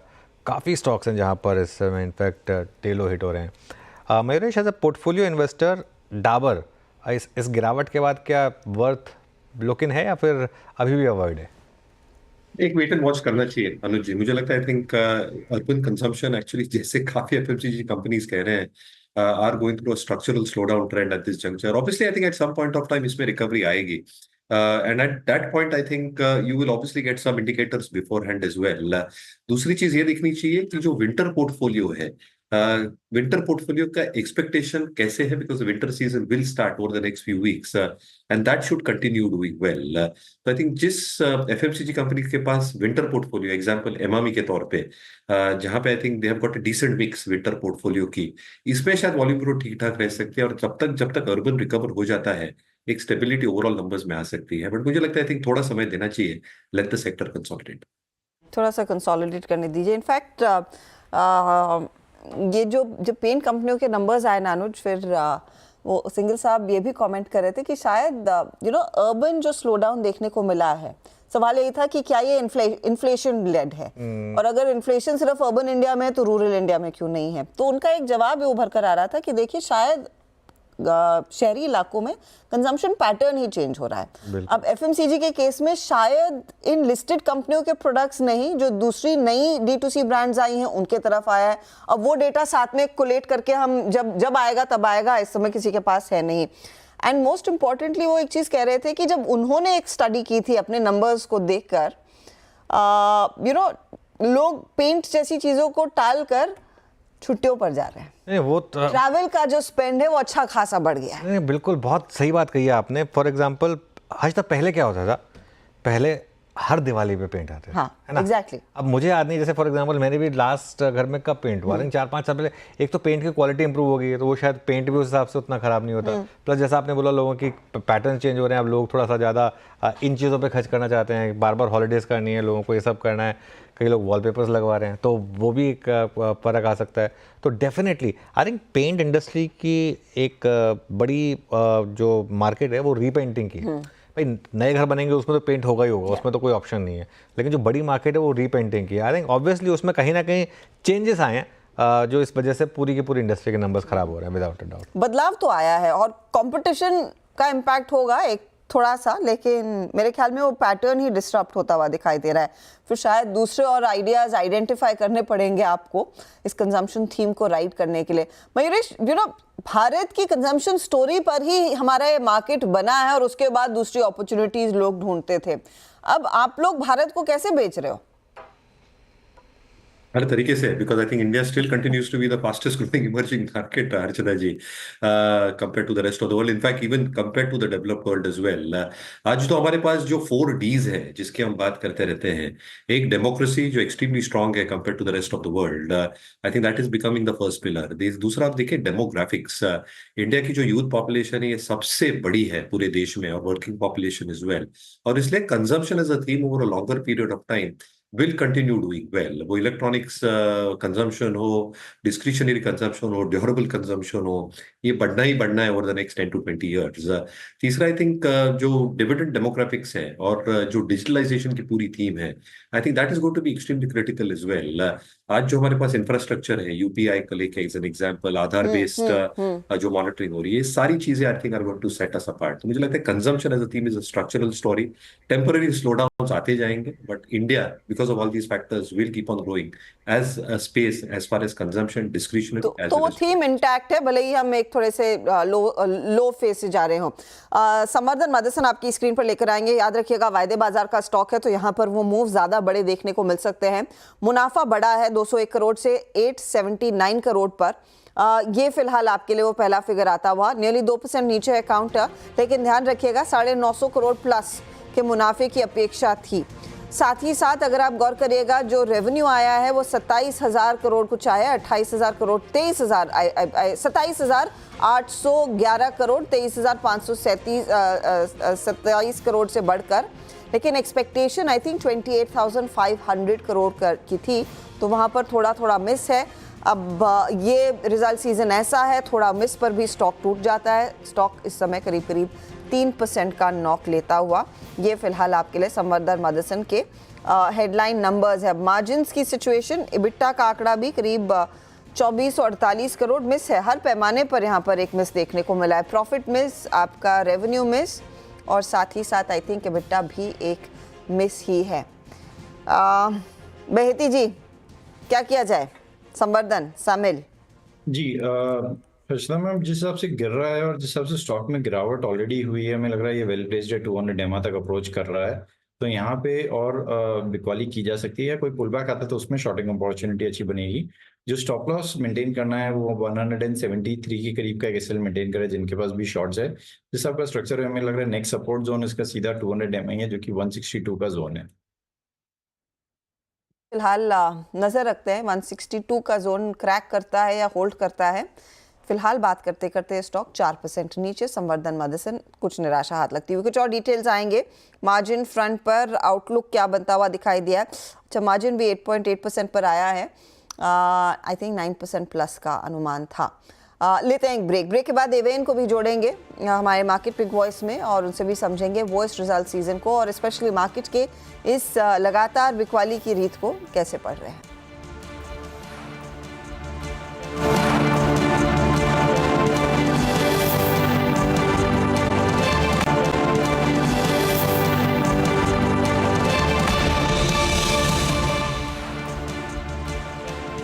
Welcome back. चलिए अब बाज़ार की बात करते हैं। संवर्धन का अब 4% नीचे स्टॉक और नंबर्स खैर काफ़ी ख़राब लग रहे हैं। देखिए मतलब अगेन ख़राब इन द सेंस कि जो एक्सपेक्टेशन था उसके हिसाब से, भले ईयर ऑन ईयर नंबर्स ठीक ठाक हों, प्रॉफिट एबिटा सब बढ़ा है, लेकिन कम एस्टिमेट से काफ़ी कम है।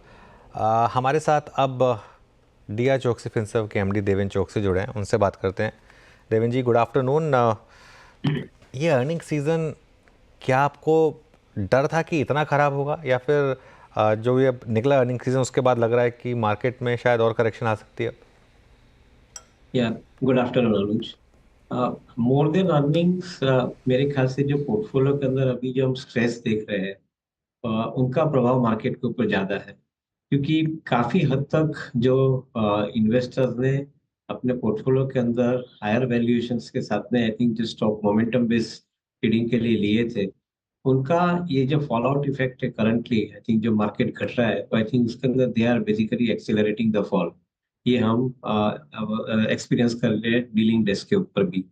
तो शायद मैं ऐसा समझता हूँ कि जो प्रेशर है वो प्रेशर काफी हद तक मार्केट के अंदर अभी एब्सॉर्ब हो चुका है। On other side, selective buying is also happening by the mutual fund, also from the some of the good quality stocks कि जहाँ पे फॉल लंबा आया है, बड़ा बड़ा फॉल आया है, उसके अंदर बाइंग ऑब्वियसली चालू है। मैं ऐसा समझता हूँ कि शायद 23,800 निफ्टी का जो एक लेवल है, जो we are very close to that level now, वहाँ पे मार्केट एक बार संभल सकता है और वहां से वो संभल के एक बार बाउंस दे सकता है मार्केट। अगर 23,800 24,500 की जो रेंज है, वो रेंज के अंदर मार्केट थोड़ा टाइम और कंसोलिडेट करता है, तो that would be a good opportunity for some of the long term investors to buy from this market. लेकिन फिर अगर ये अपॉर्चुनिटी है, पहली खरीदारी कहाँ पर शुरू की जाए देवेन जी? बिकॉज जिस तरह के नंबर्स हैं, यू नो, कुछ सेक्टर्स में दोनों sides, you know, major hits और मेजर मिसेस देखने को मिले। तो आपको सबसे ज्यादा क्या पसंद आया है? कोई एक सेक्टर या फिर कोई एक स्टॉक जिसने एब्सोल्युटली, यू नो, एक्सपेक्टेशन से बेहतर परफॉर्मेंस डिलीवर किया और आगे का आउटलुक भी मजबूत रख रहा है? सो हर्षदा, थोड़ा अप्रोच कन्वीनियंसिंग लग रहा है कमोडिटी के अंदर, पर्टिकुलरली जो metal commodity and chemical commodity, इनके अंदर हमारे हिसाब से यहाँ से एक स्ट्रक्चरल चेंज आ रहा है। मेटल कमोडिटी के अंदर the demand scenario is remaining absolutely strong in convincing, and at the same time input cost, power cost, energy cost कम होने के कारण I think is remaining definitely I think in a positive side. तो अगर इसको दो तरह से देखें, एक तरफ डिमांड सिनेरियो स्ट्रांग है, दूसरी तरफ प्रॉफिट मार्जिन इंटेक्ट बनता है, तो शायद metal commodity stocks and chemical commodity के अंदर I think we should be seeing relatively better quarters in subsequent two quarters. At the same time assuming कि गवर्नमेंट ने जो स्पेंडिंग अपने बजट के अंदर निर्धारित किया है, वो स्पेंडिंग अभी सेकंड हाफ के अंदर एक्सेलरेट होएगा, जैसे फाइनेंस मिनिस्टर का भी स्टेटमेंट है।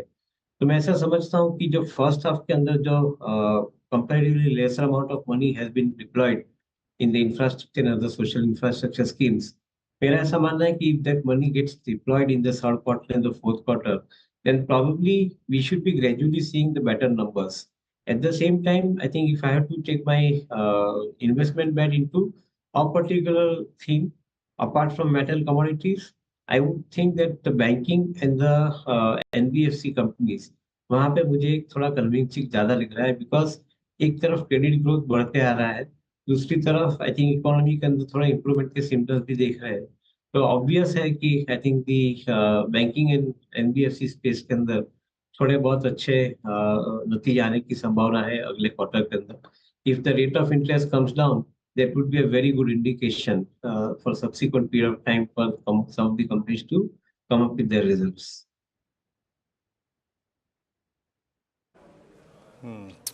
देवेंद्र जी नमस्कार, वीरेंद्र बोल रहा हूँ। अभी तक इस बाजार में एक ही चीज़ फर्म है, स्ट्रॉन्ग है और हायर लेवल्स पर सस्टेन कर रही है, वो है आईटी। क्या ये आईटी इतने स्ट्रॉन्ग नंबर्स आपके मुताबिक दिए कि ये हायर लेवल सस्टेन कर पाएगा? और एक और चीज़, क्या ये इस बार के नंबर्स की जो स्ट्रेंथ थी या फिर जो नंबर्स में इम्प्रूवमेंट था, क्या आपको लगता है कि वो Q3 और Q4 तक भी कंटिन्यू रहेगा, सो दैट हमारे पास एटलीस्ट एक सेफ सिक्योर स्पेस कुछ समय तक रहे, 1-2 क्वार्टर्स तक? आईटी कह सकते हैं आप ये? So Virendra, I think more than the numbers, मेरा ऐसा मानना है कि आईटी के अंदर the allocation of money is happening very favourably to IT space, largely because of the narrative which has been built regarding America in the new presidency will have relatively better time. तो वो कारण से शायद मेरे ख्याल से IT companies के future के लिए आई थिंक थोड़ा ऑप्टिमिज्म बढ़ा है।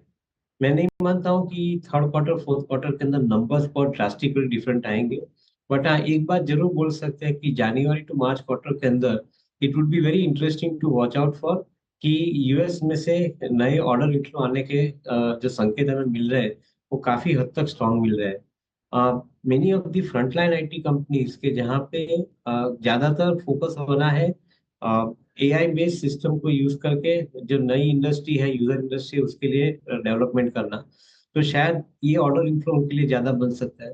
जहाँ पे हमें ज्यादा कन्विक्शन है वो कन्विक्शन इंजीनियरिंग आर&डी स्पेस में है। हालांकि कंपनियां वहां पे वैल्यूएशन पे जो ट्रेड कर रही है वो इतने चीप नहीं है, but at the same time likes of LTTS, likes of Tata technology, likes of Tata Elxsi, KPIT, ये कंपनियों के अंदर आई थिंक अपने कस्टमर के साथ में उनके अच्छे कॉन्ट्रैक्ट एग्जीक्यूट करने का जो उनका प्रोग्राम है वो विजिबिलिटी प्रोवाइड कर रहा है। तो मैं ऐसा समझता हूँ कि I think some of the mid tier IT companies which is particularly engaged in the engineering R&D space, उनके लिए visibility of earning is far better than some of the frontline companies के जहाँ पे single digit growth दिख रहा है। यहाँ पे mid tier companies के अंदर हमें लगभग higher double digit growth दिख रहा है। So we would remain more comfortable in that space going forward as well. Okay, meanwhile Nifty ने 23,900 तोड़ दिया है, अब 23,892 इस समय, 23,887। हर टिक इस समय मार्केट में एक लोअर लेवल लेकर आ रही है, 23,884, 23,882, एक एक करके लोअर लेवल सेट हो रहे हैं। तो बेसिकली अब वो जो 23,816 का जो मार्क था हमारा, अब वो क्लियरली क्वेश्चन में आ रहा है और कोई सेक्टर नहीं बचा है मार्केट में। अगर आप देखें, मैं सेक्टोरल ब्रेड देख रहा था हर्षदा, कहीं पर भी कोई मार्केट में बचाव नहीं है इस समय। और दिन के लोस पर हम एडवांस डिक्लाइन बहुत ही ख़राब 1:3 का मार्केट ब्रेड इस समय, और 51,000 बैंक निफ्टी भी क्रॉस करने की तैयारी कर रहा है, ब्रीच करने की तैयारी कर रहा है। 51,088 पर आ गए हैं इस समय। देवेंद्र जी, एक वैसे तो खैर बहुत स्टॉक्स वीक रहे हैं, लेकिन एक स्टॉक जिसने मार्केट की लिटरली कमर तोड़ी है वो है रिलायंस। ऑफिशियली बेयर मार्केट में 21% अब ये स्टॉक गिर चुका है। क्या सता रहा रिलायंस को आपके हिसाब से, क्योंकि आप ट्रैक करते हैं स्टॉक को? अनुज, मोर देन फंडामेंटल्स, मेरे ख्याल से one of the larger FII, उसके पोर्टफोलियो में से स्टॉक खाली हुआ है। I think they have taken exit, so to a greater extent that pressure has created larger problem as far as Reliance stock is concern. मैं ऐसा समझ के चलता हूँ कि जो कंपनी का कारोबार है, जो नतीजे है, वो नतीजे काफी हद तक आई थिंक इन लाइन है, they are growing well. Consumer facing platforms like retail and geo platform, they are reasonably doing well. Between 15 to 20% kind of a earning growth is expected even in this quarter from these platforms. Even oil and gas exploration part I think is definitely growing well. The oil to chemical business जो है उसके अंदर शायद थोड़ा बहुत जो challenge था वो भी मेरे ख्याल से थर्ड क्वार्टर के अंदर to a greater extent it has been taken care of. So overall I believe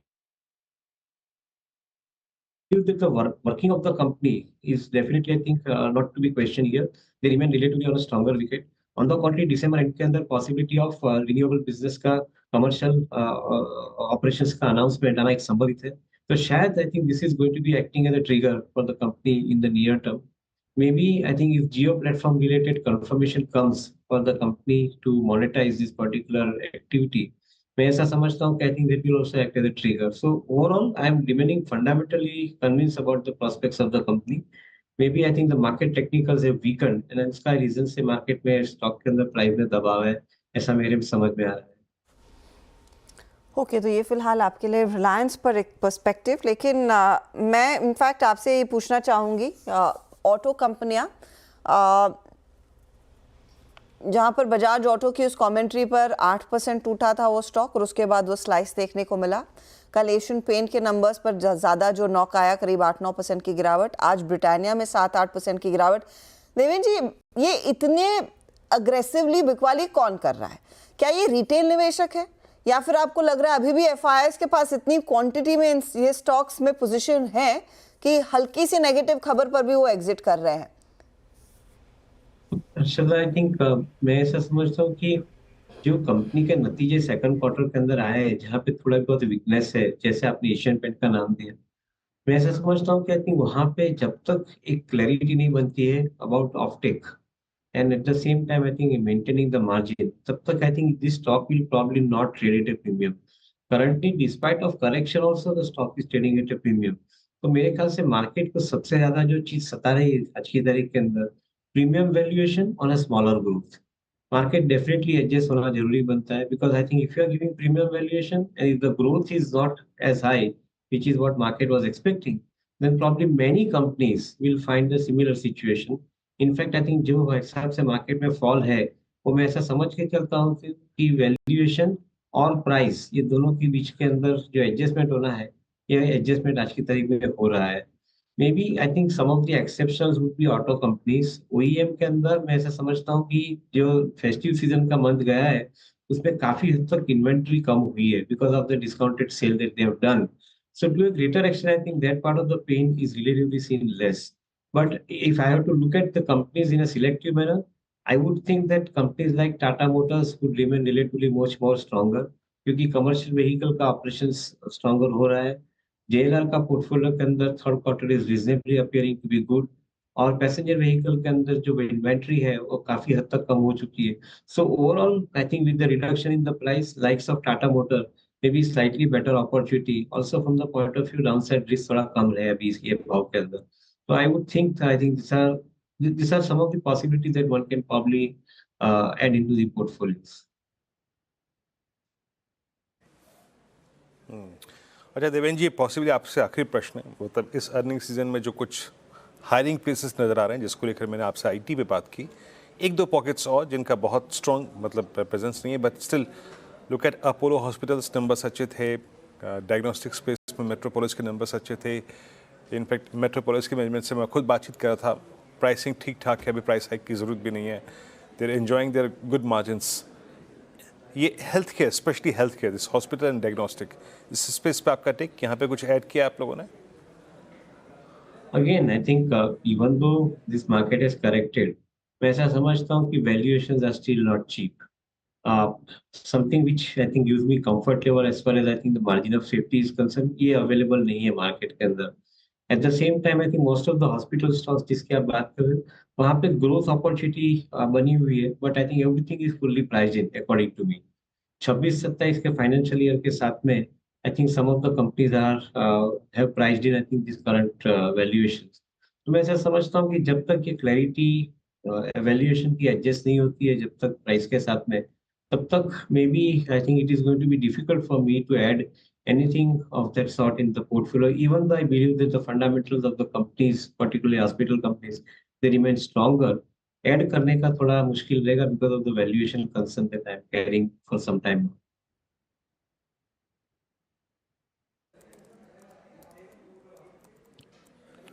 okay Devendra ji, बहुत बहुत शुक्रिया. खुल के विस्तार से हर क्षेत्र पे, हर सेक्टर पे, स्पेस पे बात हुई. आपसे बहुत बहुत शुक्रिया इस कार्यक्रम में शामिल होने के लिए, सभी स्टॉक्स और इंडस्ट्रीज पे रखने के लिए. अब आते हैं इट्स 870. दैट मीन्स, अच्छा एक बार जरा प्लीज चार्ट लेके आइएगा अनुज.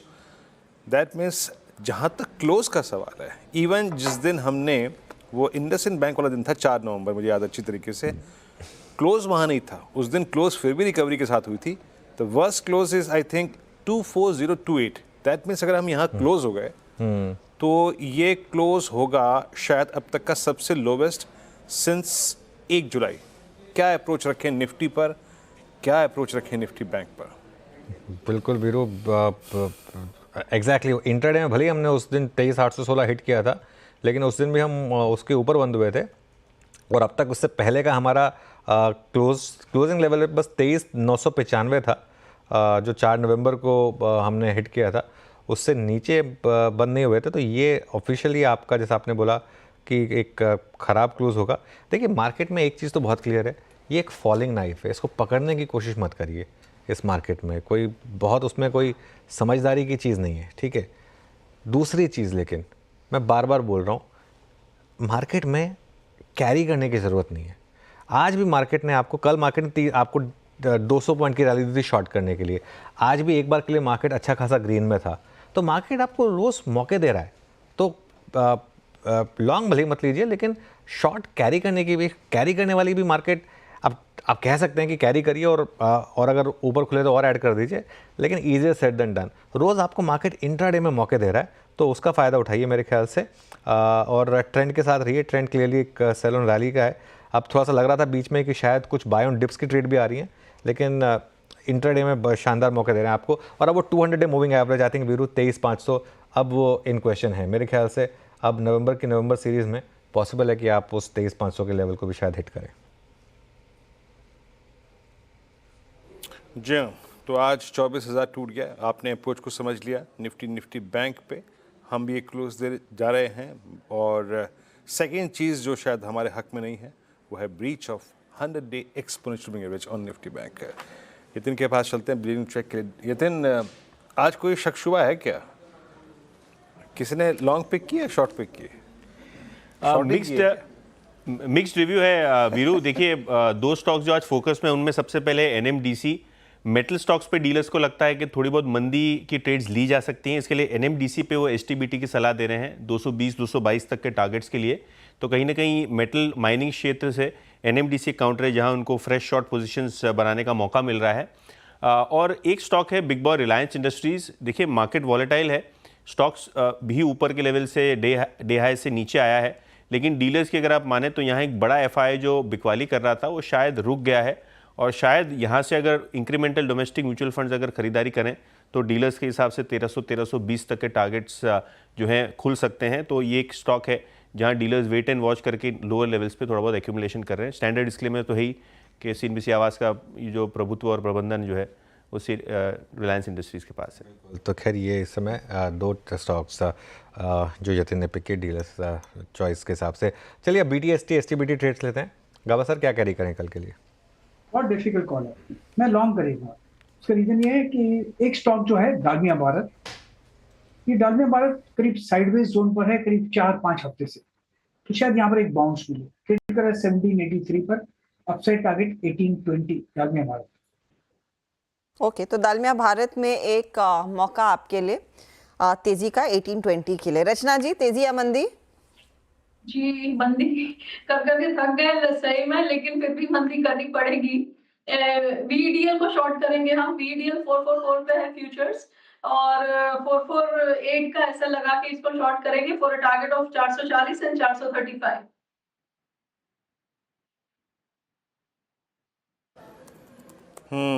आप वेदांता को भी बेच रही हैं. और ये रचना जी का जो ट्रेड था यूनाइटेड ब्रेवरीज, उसने शॉर्ट पे जो टारगेट्स थे उसको हिट कर लिया.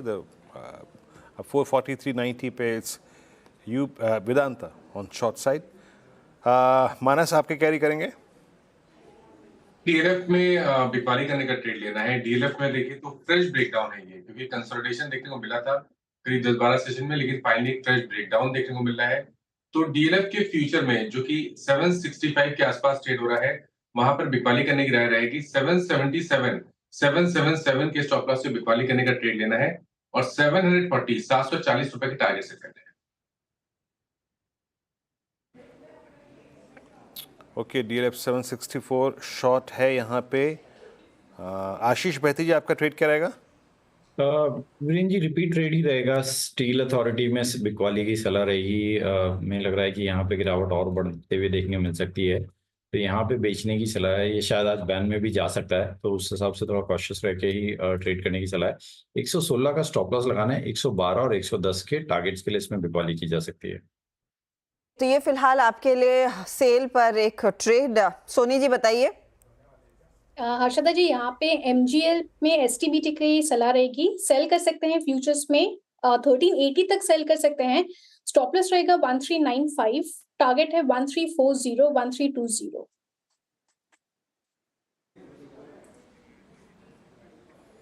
ओके, मयूरेश जी, आपके कैरी करेंगे? ये कैरी करने की कोई इच्छा नहीं है। हम पंछी उन्मुक्त गगन के पिंजर बंद ना रह पाएंगे, वही वाला ठीक है हिसाब किताब?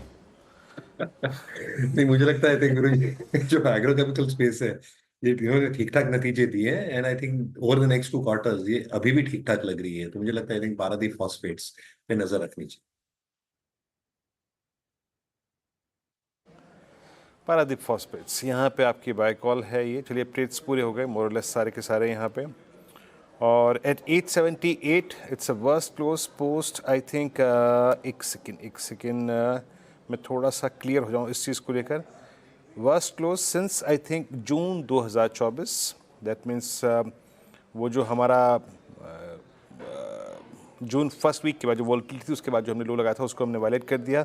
और निफ्टी बैंक 51,190 पे ये 100 डे के नीचे ट्रेड करता हुआ। अच्छा, निफ्टी IT भी फाइनली अब आज 10 अंक नीचे। एक बार जरा डायरेक्टर साहब फॉरेक्स मार्केट लेके आइएगा प्लीज़ कुछ देर के लिए। मैं एक चीज़ देखना चाहता हूँ बस।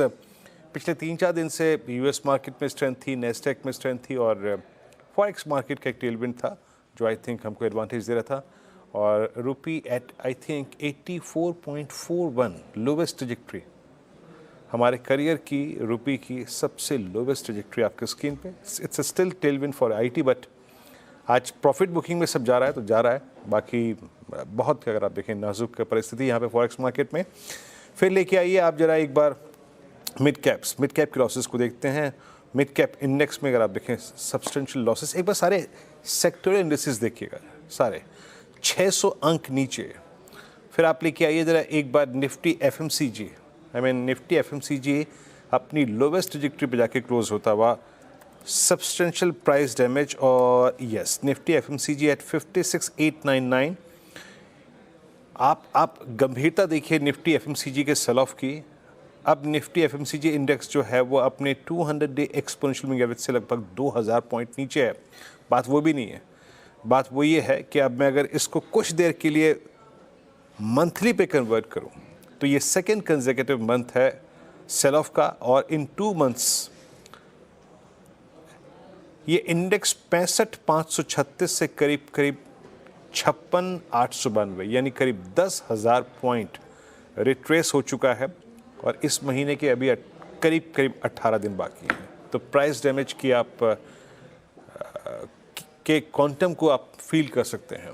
आपकी स्क्रीन पे अगर आप देखिए, ब्रेथ है ये, market breath in derivatives 16 longs, short covering 8 में, और शॉर्टिंग आज पूरी तरीके से आई थिंक शॉर्ट्स ने अपना काम किया है। मेरे ख्याल से जब हम कल के FIS की स्टैट्स देखेंगे ना, वहाँ 2 चीज़ नज़र आएगी। वहाँ नज़र आएगी स्टॉक फ्यूचर्स में लॉन्ग अनवाइंडिंग एंड शॉर्टिंग।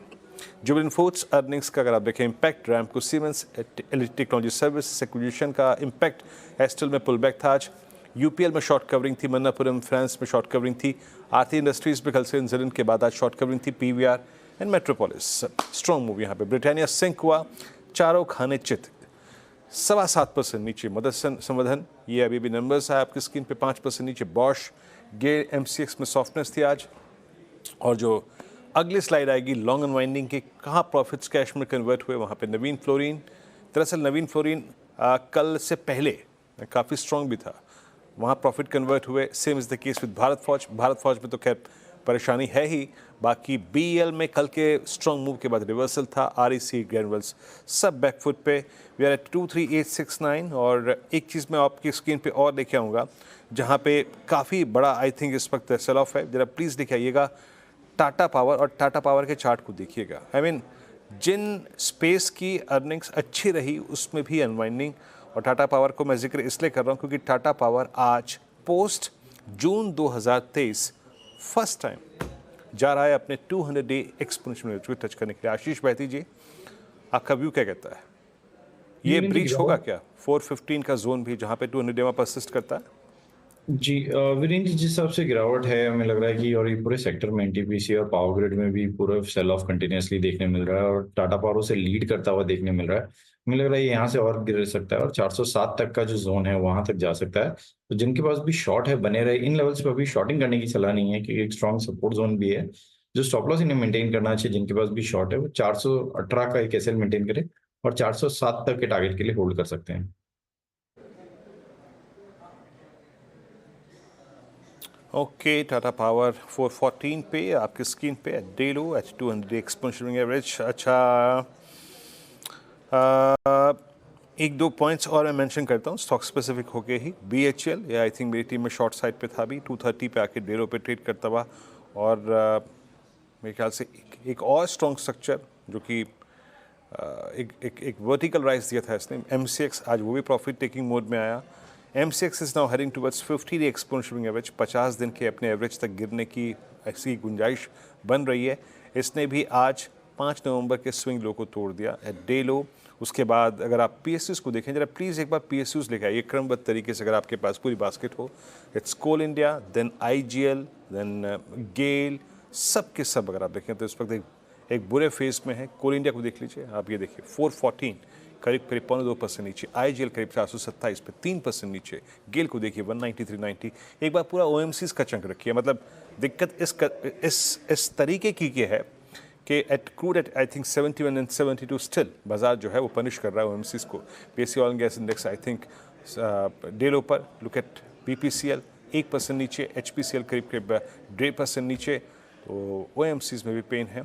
और रिलायंस एक बार लेके आइएगा, आई थिंक एक वन साइडेड जो प्रेशर है ना रिलायंस इंडस्ट्रीज़ का, वो परेशान कर रहा था। आज सुबह एक पुल बैक था, but finally a higher shadow, a wild higher shadow, मतलब प्राइस ऊपर नहीं टिका। और रिलायंस का ये क्लोज जो आ रहा है, मेरे ख्याल से अगर मैं बताऊं तो शायद CY24 का सबसे लोवेस्ट लेवल, 2024 के सबसे लोवेस्ट लेवल पर रिलायंस क्लोज होता हुआ।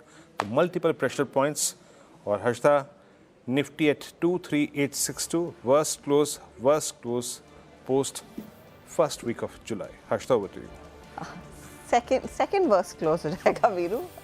एनीवेज, आइदर वेज एक खराब 17 और 285 अंकों की गिरावट पर हम जाकर टिक रहे हैं। 1.25% का नुकसान।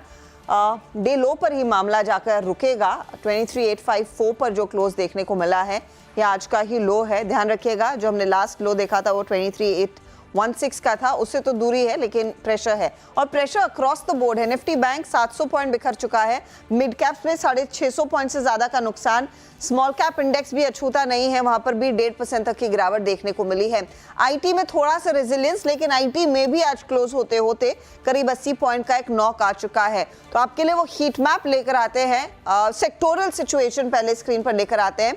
हीट मैप से पहले सारे सेक्टर्स वॉश ऑफ रेड आप कह सकते हैं। सबसे ज्यादा टूटा है कैपिटल गुड इंडेक्स, 2% से ज्यादा का नुकसान रहा। इसके ऊपर आपको ऑटो दिखाई देगा, 2.25% का नुकसान है। 2.25% की गिरावट CPSE इंडेक्स में। PSU बैंक टूटे। फाइनेंशियल्स 1.5% नीचे है। 1.5% से ज्यादा की गिरावट FMCG में देखने को मिली। रियल एस्टेट थोड़ा सा फ्लैट रहा है। ऑयल एंड गैस में 1% का करेक्शन। IT में अभी मेंशन नहीं करी हूँ, लेकिन वो भी एक नेगेटिव साइड पर ही आएगा।